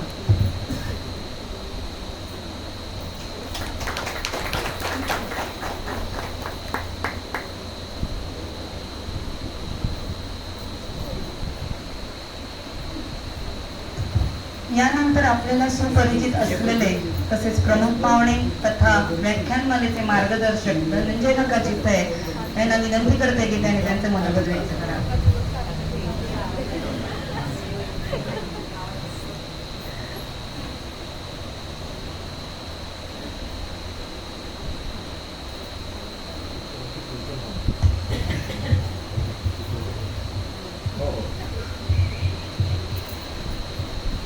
महायोगपीठे तटे भीमरथ्यां वरं पुण्डरीकाय दातुं मुनीन्द्रैः समागत्य तिष्ठन्तमानन्दकन्दं परब्रह्मलिङ्गं भजे पाण्डुरङ्गम्. मुद्दामून घड्याळ बघून ठेवला आधीच. काही काळजी करू नका, 1 तास काढणार नाही. एक अतिशय चांगला उपक्रम हा देवस्थानच्या वतीने हा संपन्न झाला आणि जी इच्छा प्रवचनांमधनं मी अनेक वेळा इथे व्यक्त केली होती की अभ्यासक तयार व्हावेत, ती इच्छा देवांच्या कृपेने पाग्यावरती व्याख्यात्यांच्या रूपाने ती पूर्ण झाली. म्हणजे सुरू झाली, खरं तर पूर्ण होईल नंतर. आणि दुसरं म्हणजे लक्ष्मीनारायण देवस्थान मध्ये अशा ज्या भगिनी जमतात तर त्यांनी समर्थ रामदास हा विषय घेऊन वेगवेगळे लेख तयार करायला घेतलेत. आणि शाळेचं जसं आपलं हस्तलिखित असायचं ना गॅदरिंगच्या वेळेचं, तसं त्यांनी ठरवलंय की रामनवमीला आपण समर्थ हा विषय घेऊन एक हस्तलिखित करायचं आणि रामरायांना अर्पण करायचं. थोडक्यात काय की आपण कुठेतरी अभ्यासाला लागायचं. हा अभ्यास करताना स्वतःला एक आनंद मिळतो, कारण आपल्याला अनेक गोष्टी फक्त ऐकून माहीत असतात किंवा ओझरत्या माहीत असतात. दरीला पंढरीचा चोर गळा बांधून या दोर अभंग अनेक वेळेला ऐकलेला असतो, पण ती जनाबाई कोण कुठे आम्हाला माहित असतात. की जनाबाईने काय सोचलंय फारसं काही माहित नसतं. किंवा बसून कीर्तन करावं ही त्यावेळेची पद्धत होती. त्यावेळेला समर्थ रामदास स्वामींनी जिला उभ्याने कीर्तन करायचा अधिकार दिला त्या वेळाबाई कशा होत्या बरं. या संतांमध्ये किती साम्य आहे बघा, की या 9 दिवसातच तुम्ही आपली अब्रू जाते म्हणून घरातल्या लोकांनी विष दिलेल्या दोघींची चरित्र ऐकली. मीराजी आणि वेणाबाई दोघींनाही इथपर्यंत नेलं होतं लोकांनी, त्या समाजाने. या सगळ्या 9 दिवसातल्या कथांमधून आपण नक्की काय शिकायचं? शिकण्यासारखा भाग एका वाक्यात सांगायचा तर एकच आहे की कोणतीही अडचण परमार्थाला आड येत नाही. कुठल्याही अवस्थेमध्ये माणूस असला पण मनापासून त्याची इच्छा असेल तर तो परमार्थ करू शकतो. मग ती मीराजी असेल राजघराण्यातली किंवा जनाबाई असेल की जी दासी आहे, कुठेही असला कुठल्याही अवस्थेत असला तरी त्याच्याकडून परमार्था सिद्धीला जाऊ शकतो. आणि हीच खरं प्रेरणा आपल्याला या व्याख्यानमालेतून घ्यायची आहे. आता व्याख्यान करताना जसं आता सुमेधने सांगितलं की समोर कागद ठेवले होते किंवा काहींनी पाठ करून केला. मुळामध्ये ही काही पाठांतर स्पर्धा नव्हे की तुम्ही काय पाठ केलं आता म्हणून दाखवा, असं नाही. त्यामुळे कागद ठेवला तर काही बिघडत नाही. म्हणजे अगदी कीर्तनामध्ये सुद्धा मला असं वाटतं की संदर्भाला कागद ठेवला काही बिघडत नाही. कारण शेवटी तुम्हाला काय सांगायचंय, तुमचं चिंतन काय आहे तेच आपल्याला मांडायचंय. त्यामुळे ते असलं तरी चालतं. आणि सुरुवातीला असंच होतं. मी जेव्हा प्रवचनं सुरू केली तेव्हा माझी सुद्धा सुरुवातीची प्रवचनं संपूर्ण आणि व परंतु पासून लिहून काढलेली आहेत. आणि त्यावेळेला गंमत होती. त्यावेळेला मी बापट ब्रह्मशाळेमध्ये शनिवारी प्रवचन करायचो आणि तेच प्रवचन सोमवारी मठामध्ये करायचो. म्हणजे एक रिहर्सल आणि एक प्रत्यक्ष प्रयोग. बरं, त्याच्यातही गंमत होती. त्या ब्रह्मशाळेमध्ये शनिवारी संध्याकाळी महिलांचं भजन असायचं आणि 5 ते 6 सव्वा 6 असं भजनाचा काळ आणि नंतर माझं प्रवचन असायचं. मी हा गमतीने म्हणून भाग सांगतो. आणि मी जेव्हा प्रवचनाची वही घेऊन यायला लागायचो त्या भजनी बायका अरे चला धनंजय आला चला आता त्या बाहेर पडायच्या आणि मग मी प्रवचनाला बसायचो. 4-5 जण मोजकी असायची अशी जवळपास मी 3.5 वर्ष शनिवारी ब्रह्मशाळेत आणि सोमवारी मठात अशी प्रवचने केली. तेव्हा कुठे थोडं थोडं जमायला लागलं. तेव्हा हे असं होतच असतं. काही वेळेला बोलण्याच्या ओघात आपल्यालाच कळतं की अरे नवीन मुद्दा आहे काहीतरी की जो मी लिहिला नव्हता, पण आता ओघाओघामध्ये मला हा सुचला की हे चिंतन ओघाओघामध्ये झालं. असंही काही वेळेला होतं. काही वेळेला एखादा मुद्दा विसरायला होतो की मी हे ठरवलं होतं बोलायचं पण गेलं निष्ठून. पण तरीही काही हरकत नसते. मग त्याच्यात मागे जायचं नाही परत की मला हे मगाशी सांगायचं होतं, असं नाही करायचं. जाऊ दे, ते गेलं ते गेलं, पुढे जायचं. अशा काही गोष्टी असतात. फक्त एकच गोष्ट प्रत्येकाने घ्यावी. म्हणजे माझ्याकडे जेव्हा सगळ्या जणी आल्या तेव्हाही मी त्यांना हेच सांगितलं होतं की ओव्या अभंग आपण जेव्हा घेतो त्यावेळेला ते कुठले आहेत ते स्वतः बघायचे आणि त्याचा नंबर लिहून ठेवायचा कुठले आहेत. याचं कारण एखादाच कोणीतरी श्रोता असा भेटतो आणि विचारतो हे कुठलं आहे, आणि त्यावेळेला असं होतं का म्हणे अरे हे मला माहिती नाही, मी आपलं कुठल्या तरी पुस्तकात नोट्स काढताना सापडला, असं नाही होता का. मग पुन्हा हे सगळं माझ्या अनुभवातनं थोडस आलेलं आहे. मागझनच्या बाजूला ती शिक्षण संस्था आहे ना, त्याचे अध्यक्ष नामजोशी म्हणून होते आणि ते मुंबईला हायकोर्टामध्ये वकिली करायचे. तर त्यांच्या काय म्हणूया सोसायटीमध्ये माझा 2 दिवस प्रवचनांचा कार्यक्रम होता. आणि पहिल्या प्रवचनाच्या वेळेला मी माऊलींच्या बद्दल सांगताना म्हटलं की ज्ञानेश्वरी किती अफाट आहे. तर म्हटलं ऊस एकच असतो पण त्याच ऊसापासून गुळही करतात आणि साखरही करतात आणि हा संदर्भ ज्ञानेश्वरीत येतो. माझं सगळं पूर्ण झालं आणि त्याने मला धरलं की तू आत्ता सांगितलंस हे कुठे आहे सांग ज्ञानेश्वरीत. मी रोज ज्ञानेश्वरी वाचतो. आता मी म्हटलं की तुम्ही असं करा, तुम्ही रोज ज्ञानेश्वरी वाचता, मी उद्या येणारच आहे, तेव्हा असं करा तुम्ही ज्ञानेश्वरी आज शोधा, नाही सापडलं तर मी उद्या तुम्हाला सांगतो कुठे आहे ते. मग ते गेले. दुसऱ्या दिवशी भेटल्यानंतर मी त्यांना त्या ओव्यांचा हे दिला की कुठल्या अध्यायातली कुठली ओवी आहे. ते ज्ञानेश्वरी बरोबर घेऊन आले होते आणि त्याने उघडून बघितलं, हा बरोबर आहे, आणि मग म्हणाले की पीठप. मला सांगायचा भाग काय की या काही गोष्टी आपण थोड्याशा बघून ठेवल्या की आता सकल संत गाथामध्ये जनाबाईंचे अभंग आहे. मग सकल संत गाथामधला कुठला अभंग आहे तो की त्याचा नंबर तिथे टिपून ठेवायचा. म्हणजे एखाद्याने विचारलं तर बाबा याच्यात इतका आहे, तू जाऊन बघ. हे आपल्याला करता येतात. अर्थात या टप्प्याटप्प्याने येणाऱ्या गोष्टी आहेत. आता हे व्याख्यान आहे का प्रवचन आहे. पुन्हा आपल्याला असं वाटतं की खाली बसून केलं की प्रवचन, मांडी घातली की, वरती बसलं की व्याख्यान, असं नसतं.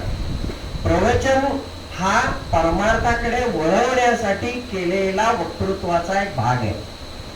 प्रवचनाला उपासनेचा भाग महत्वाचा असतो आणि व्याख्यानाला व्यासंगाचा भाग महत्वाचा असतो. हे तुम्ही किती वाचलं हे लागतं व्याख्यानामध्ये आणि तुम्ही किती वाचून किती उपासना केली ते लागतं प्रवचनामध्ये. म्हणजे आत्ताच उदाहरण सांगायचं झालं तर ती नामयाची दासी होती आणि नामाची दासी होती. आता नामाची दासी हा भाग मी प्रवचन जर करत असतो तर मी नामाची दासी हे विस्तार केला असता, कारण तो जास्त त्याच्यामधला महत्वाचा भाग येतो. असा भाग हा साधनेने येतो.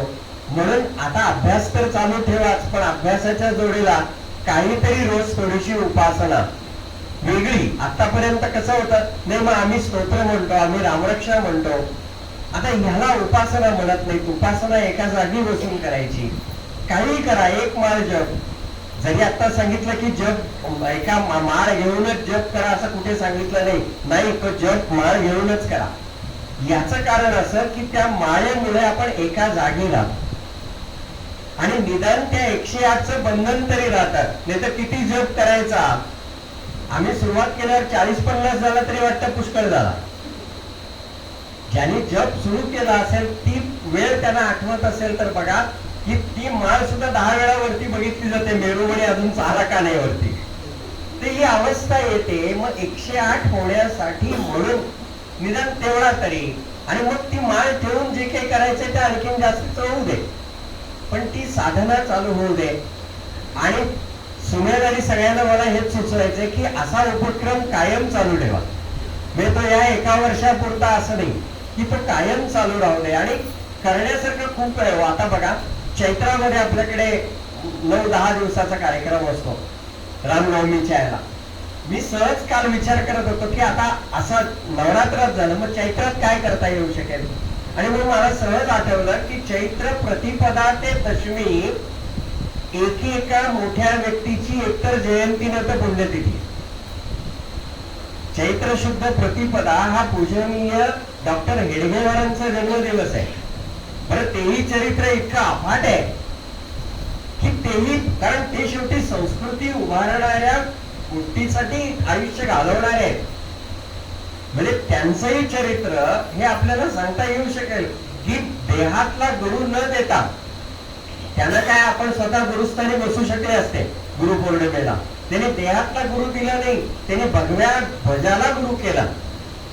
केवढी विलक्षण गोष्ट आहे की सगुण गुरु न देता एक प्रतीक गुरु म्हणून समोर ठेवणं, हा केवढा वेगळा विचार आहे. द्वितीय अक्कलकोट स्वामी महाराजांचा प्रकट दिन आहे. तृतीया हा मत्स्य जयंती म्हणून साजरी केली जाते. असं सगळं पंचमीला टेंबे स्वामी महाराजांचे बंधू सीताराम महाराज, त्यांचा जन्मदिवस आहे. मग एक दिवस एकेका ज्यांचा जन्म किंवा पुण्यतिथीचा दिवस आहे त्यांच्याबद्दल बोलायचं, तरी सुद्धा किती वेगळं होऊ शकतात. असे अनेक भाग करता येऊ शकतात. याने होईल काय, याने आम्ही अभ्यासाला लागू, नाही का, याने आम्ही अभ्यास करू, त्या निमित्ताने आपण वाचू. नाहीतर मग पुस्तकं पुष्कळ आहेत, वाचणारे कुठे आहेत. तर आता हे व्रत तुम्ही घेतलंय आणि व्रत घेतल्यानंतर उठू नका, माथू नका, घेतला वसा ते नाही म्हणाले. तर हा वसा खरंच तुम्ही टाकू नका. आपल्या सुदैवाने लोकमान्य टिळक स्मारक वाचनालय असेल, आंबेडकर वाचनालय असेल किंवा बापट गुरुजींचं पारमार्थिक ग्रंथालय असेल, तुम्ही मागाल तो संदर्भ आज तिन्ही ग्रंथालयात उपलब्ध आहे. फक्त त्या पुस्तकांपर्यंत जाण्याची गरज आहे. आणि सुदैवाने एक चांगला या सगळ्यातला अभ्यासक अध्यक्ष हा तुम्हाला तुमच्या पाठीशी उभा आहे. आणि जाता जाता मी आणखीन एक कामगिरी तुमच्यावरती सोपवणार आहे, त्याला एकदा 1 तास बोलतो. मी खरंच सांगतो, मी अनेक वर्ष सुमेधच्या मागे आहे की तू एक प्रवचन कर. माझी ती अगदी मनापासूनची इच्छा आहे की त्याने एक वेळ, एक दिवस ही त्याची प्रवचन सेवा व्हावी. तुम्हाला सगळ्यांना विनंती करतो की त्याच्या डोक्यावरती बसा. आम्ही सगळं केलं, तर आता तू एकदा एक प्रवचन सेवा कर. आणि करेल, तो नक्की करेल. तर पुन्हा एकदा तुम्हा सगळ्यांना काय जे 25-30 वर्ष प्रवचन झाल्यामुळे खुर्चीत बसवलंय त्याच्या अधिकाराने शुभेच्छा आणि आशीर्वाद देतो. जे ज्युनियर्स आहेत त्यांना, सिनियर भाटवडेकर काकू वगैरे तुम्हाला नमस्कार करतो. आणि मला कौतुक त्यांचं असं वाटलं की युट्यूबवर मला या सगळ्या लिंक्स रोज येत होत्या आणि मी रोज ते पाहत होतो. फक्त मी इथे येऊन बसलो नाही एवढंच की आता बसलेत, आता माझं काय होईल, तर असं होऊ नये कुणाचं, म्हणून मी फक्त आलो नव्हतो. पण मी ते पाहिलं, सगळ्यांचा परफॉर्मन्स खरंच छान झालाय. आणि बाईंनी मला निरोप दिला होता की काय त्याच्यात बदल हवेत ते मला सांग. पण ते आपण जेव्हा भेटू तेव्हा सांगू. बदल काही फार किंवा असं काही वेगळं नाहीये, पण ही वृत्ती की नाही मला याच्यात सुधारायचंय, मला बदलायचंय, ही वृत्ती, विद्यार्थी वृत्ती ही आपल्याकडे असू दे.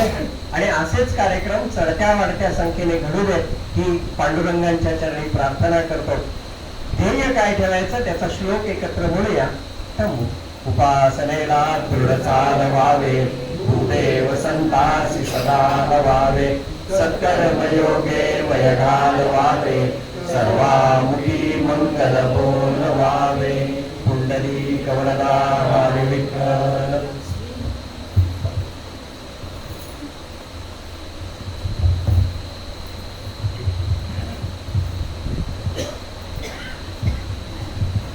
धन्यवाद धनंजय आहे. यानंतर 5 ग्रामस्थांमधील ज्येष्ठ व्यक्तिमत्व श्रीकांत काका जोशी व त्यांच्या पत्नी सौ लता जोशी यांना विनंती करते की त्यांनी आपले मनोगत.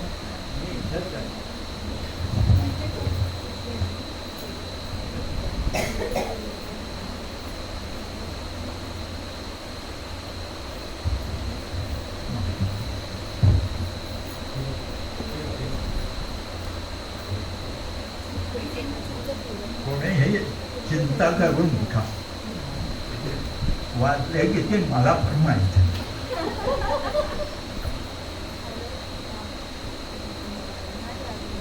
गेले 9 दिवस चाललेला हा वाघ यत्न आज त्याची काय त्याची आज पूर्णाहुती होती आणि ती उत्तम प्रकाराने संपन्न झाली. सुमारे 3-4 महिन्यापूर्वी असा विषय आपल्या ग्रामस्थ प्रवक्त्याचे माननीय अध्यक्ष त्यांनी माझ्याजवळ सांगितलं होता की असं करायचा विचार आहे. गावातल्या सुशिक्षित महिला ज्या सगळ्या आहेत, ज्या बोलू शकतात, अभ्यास करू शकतात, त्यांचेच व्याख्यान म्हणा, प्रवचन म्हणा, आपण यावेळेच्या नवरात्रात ठेवायचा असा माझा विचार आहे. हे ऐकून मला एकदम आनंद झाला.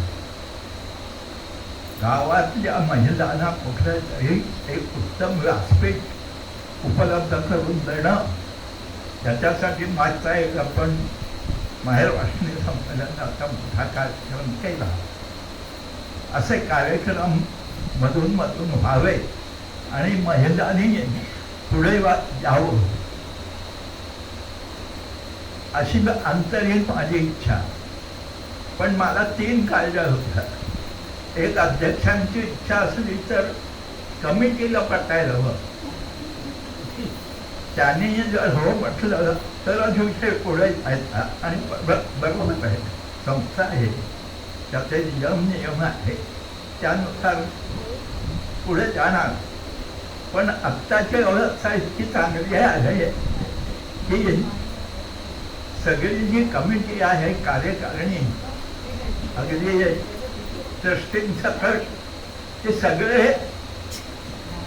जवळपास 60च्या आतले, म्हणजे काय ज्याला इंग्रजीमध्ये आउट ऑफ बॉक्स विचार करणारे असे सगळे आहेत. आणि त्यामुळे जरी आपण महिलेल्या वाटेने नेहमी जायचं ठरवतो आणि कठीण वाट स्वीकारत नाही, पण ही वाट सोडून आपल्या सुनेनी कठीण वाट स्वीकारायचं ठरवलं. आणि मला जी काळजी होती त्याला कमिटी हो म्हणेल की नाही, त्याला कमिटींना त्यांनी हो म्हणायला लावलं, तसं मला माहित नाही. पण त्यांनी सांगितलं हो म्हणायला. दुसरा माझ्या काळजी होती की ज्यांच्या जीवावर हे करायचं त्यांचा प्रतिसाद किती मिळेल ह्याला. म्हणजे आपण सगळ्या यांनी त्याच्यामध्ये भाग घेतला. कारण बोलायला सोपं आहे मला, पण तुम्ही बोला. आता त्यांनी सांगितलं धनंजयनी की 1 वर्ष मागे लागलं त्याच्या एकदा तरी प्रवचन, तरी आपल्या सुमेधला अजून प्रवचन करता आलं. त्यामुळे सांगणं सोपं आहे. पण या सगळ्या मुलीने त्यांना उत्तम प्रतिसाद दिला. मला सुमेधने सांगितलं त्यांच्यावरती एक जण स्वतःहून त्याच्याकडे आली आणि त्यांनी सांगितलं की मी आज या विषयाने बोलू शकते, मला संधी दिली तर. आणि आनंदाची गोष्ट म्हणजे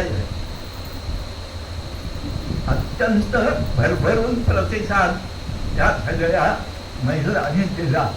अगदी पाटवडेकर काकूंपासून तर अगदी सगळ्या तरुण असलेल्या मुलींपर्यंत सगळ्यांनी उत्तम प्रतिसाद दिला. तिसरी एक मला जरा शंका होती की श्रोत्यांचा प्रतिसाद किती मिळेल. आपल्याला धनंजय टिकरांची प्रवचन ऐकायची सवय आहे, त्यांच्या पुढे काय बोलणार असं म्हणून याला कोणी येणार की येणार नाही. कदाचित मंडप रिकामाच असेल की काय अशी एक काळजी होती. कारण मी प्रत्येक प्रवचनाला असतो असं नाही, त्यामुळे तशी अवस्था असावी की काय याची एक काळजी होती. पण मला अत्यंत आनंद वाटतो सगळ्यांना सांगायला की तिन्ही बाबतीचा पण यशस्वी झालो. एक कमिटी करून होकार बांधला, दुसरा सगळ्या आपल्या महिलांनी त्याला भरघोस प्रतिसाद दिला आणि प्रेक्षक किंवा श्रोते म्हणू आपण या सगळ्यांनी खूप चांगला प्रतिसाद दिला. म्हणजे अशा स्त्रियांच्या कार्यक्रमात एवढी पुरुषांची उपस्थिती मी कधीच पाहिली नव्हती. त्यांनी उपस्थित खरं म्हणजे मी 1-2 ठिकाणी पुरुषांच्या बैठकीत जाऊन सांगून आलो होतो. अरे म्हटलं आपल्या गावातल्या मुली आहे, उत्तम बोलू शकतात. पण थोडासा परिणाम झाला. पुढच्या वेळी आपण आशा करू याच्यापेक्षा जास्त परिणाम होईल. पण एक गोष्ट माझ्या तेव्हाच मनात आली की या सगळ्या महिलांनी या व्याख्यानांची तयारी करण्यासाठी खूप मेहनत घेतलेली आहे, खूप अभ्यास केलेला आहे. 2-3 जणांनी मला सांगितलं की धनंजय चितळेंजवळ जाऊन आम्ही चर्चा करून पण आलेलो आहोत. बोललं कसं पाहिजे, कुठले मुद्दे आले पाहिजे, त्यांनी आम्हाला मार्गदर्शन केलं आहे. म्हणजे त्याने हालचाल खूप मदत बरीच केली, अभ्यास खूप केला, वाचन खूप केलं. आणि त्याच वेळी माझ्या मनात आला विचार की यांचं आपल्याकडून थोडं तरी कौतुक व्हायला हवं, नुसतं बोलून चालणार नाही. म्हणून मी एक सानुली कौतुकाची भेट छोटीशी म्हणून त्यांना द्यायचं ठरवलेलं आहे. आता आपल्या सूत्रसंचालक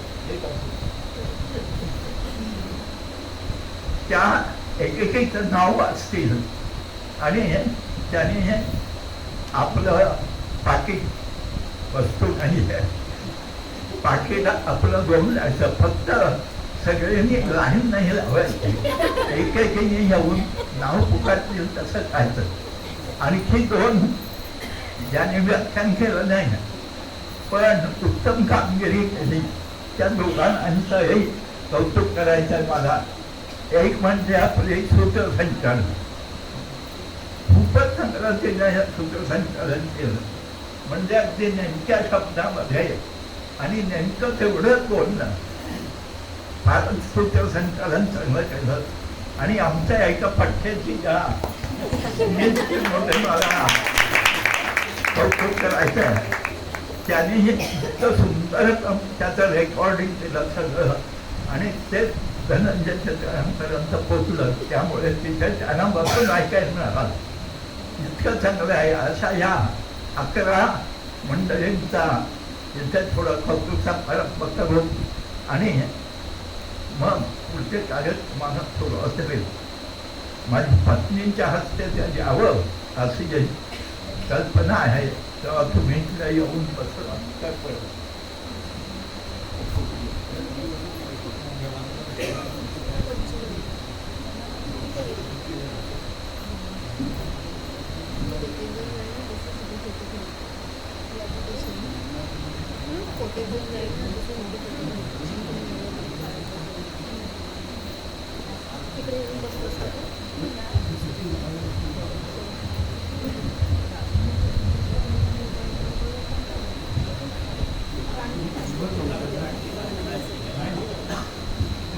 प्रथम नाव घेते सौ प्रतिभा गजानन घाटोडेकर.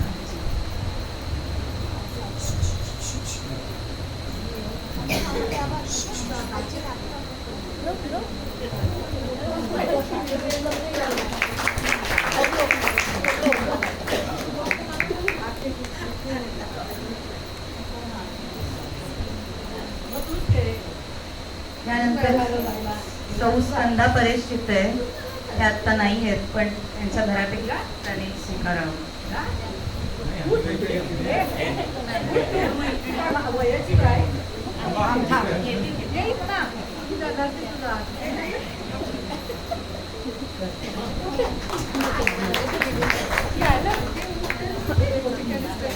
सौ मधुरा कुमंदार चितळे,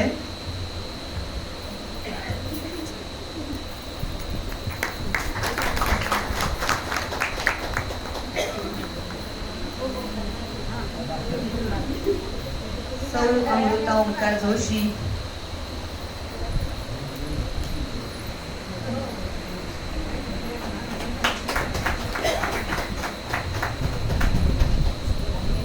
सौ सई समीर जोशी,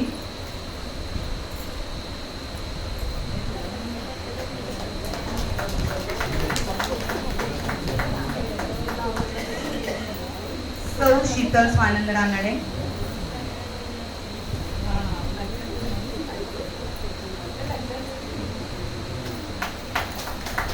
सौ नेहा बापू सुमित करमरकर,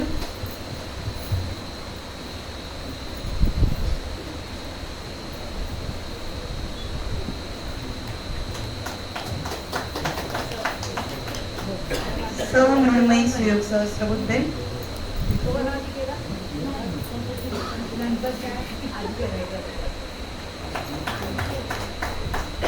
सौ राधिका अनुप चितळे,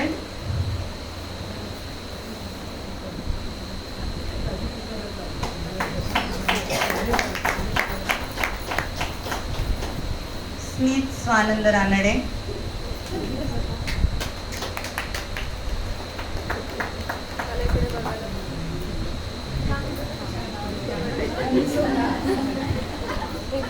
मी स्वतः सौ श्रुती ओंकार चितळे,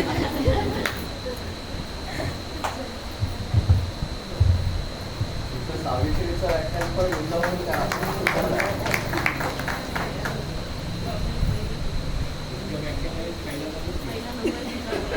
नाही मध्येच कधीतरी करायला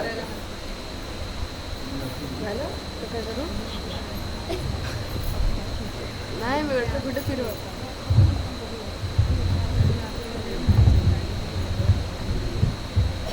धन्यवाद श्रीकांत काका जोशी व लता काकू जोशी, तुमचे आशीर्वाद नेहमीच आमच्या पाठीशी राहू देत अशी विनंती. यानंतर मी काही व्यक्तींचे आभार मानते. बंडा काका जोशी माईक सिस्टीमसाठी, मुकुंद काका दाता, स्मित रानडे व्हिडिओ रेकॉर्डिंग,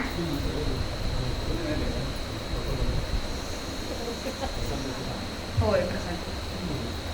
बंडा काका जोशींना विनंती करते की त्यांनी श्रींचा प्रसाद घ्यावा.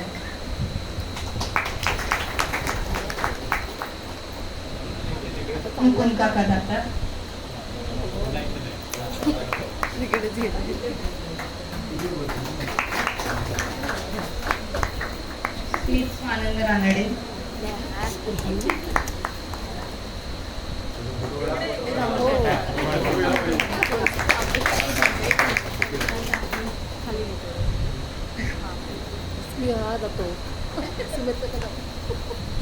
यानंतर स्मितचे बाबा स्वानंद रानडे यांचे मी आभार मानते, कारण रोज 1 तासाचा व्हिडिओ युट्यूबवरती अपलोड करून आपल्या व्हॉट्सअपवरती लिंक पाठवून आपल्या व्याख्यात्यांचं एकमेकांना नातेवाईकांना आपला व्हिडिओ दाखवण्यात आला, त्यांचे आभार मानते. तसेच रोज प्रसाद देणाऱ्या महिला होत्या, त्या म्हणजे परिवार पाक महिला मंडळ, यांचे मी आभार मानते. इथे विशेष नमूद करावं असं वाटतं, व्याख्यात्यांच्या सौ राधिका चितळे यांचे वडील श्रीनिवास काका भाटे महाडमधील राम मंदिराचे माजी अध्यक्ष तसेच समाजसेवेत कार्यरत आहेत. बोरवाडी येथे वृद्धाश्रम चालवतात. आवर्जून व्याख्यानमालेला ते आले, त्यांच्याबद्दल त्यांचे आभार मानते आणि धन्यवाद मानते.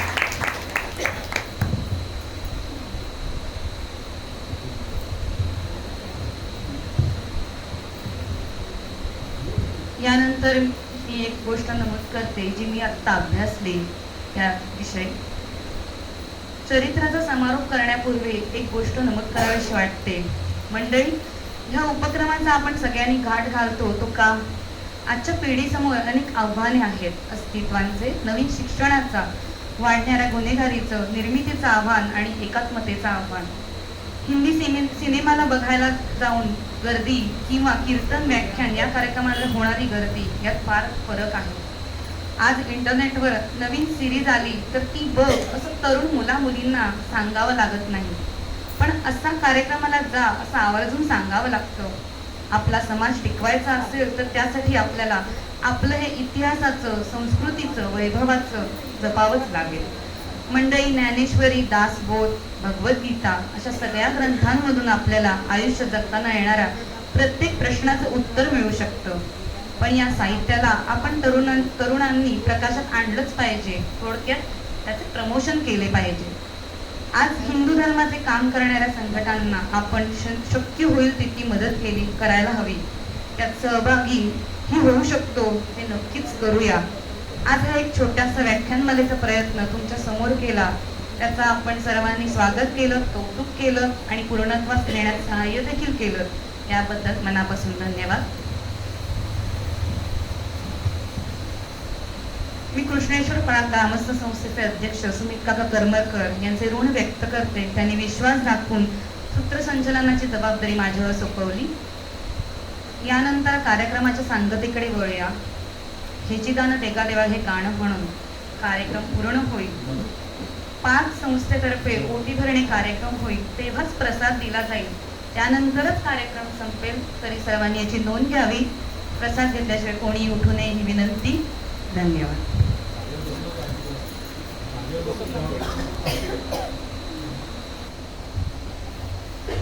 दान देवा देवा तुझा विसरण व्हावा, विसरण व्हावा तुझा विसरण व्हावा. गुणगायन आवडी हेची माझी सर्व जोडी, माझी सर्व जोडी हेची माझी सर्व जोडी. नरगे मुक्ती घन संपदा, नरगे मुक्ती घन संपदा. संत संग देई सदा, संत संग देई सदा. तुका म्हणे गर्भवासी सुखे घालावे आम्हासी, घालावे आम्हासी सुखे घालावे आम्हासी. गुणगायन आवडी हेची माझी सर्व जोडी, माझी सर्व जोडी हेची माझी सर्व जोडी, हेची माझी सर्व जोडी.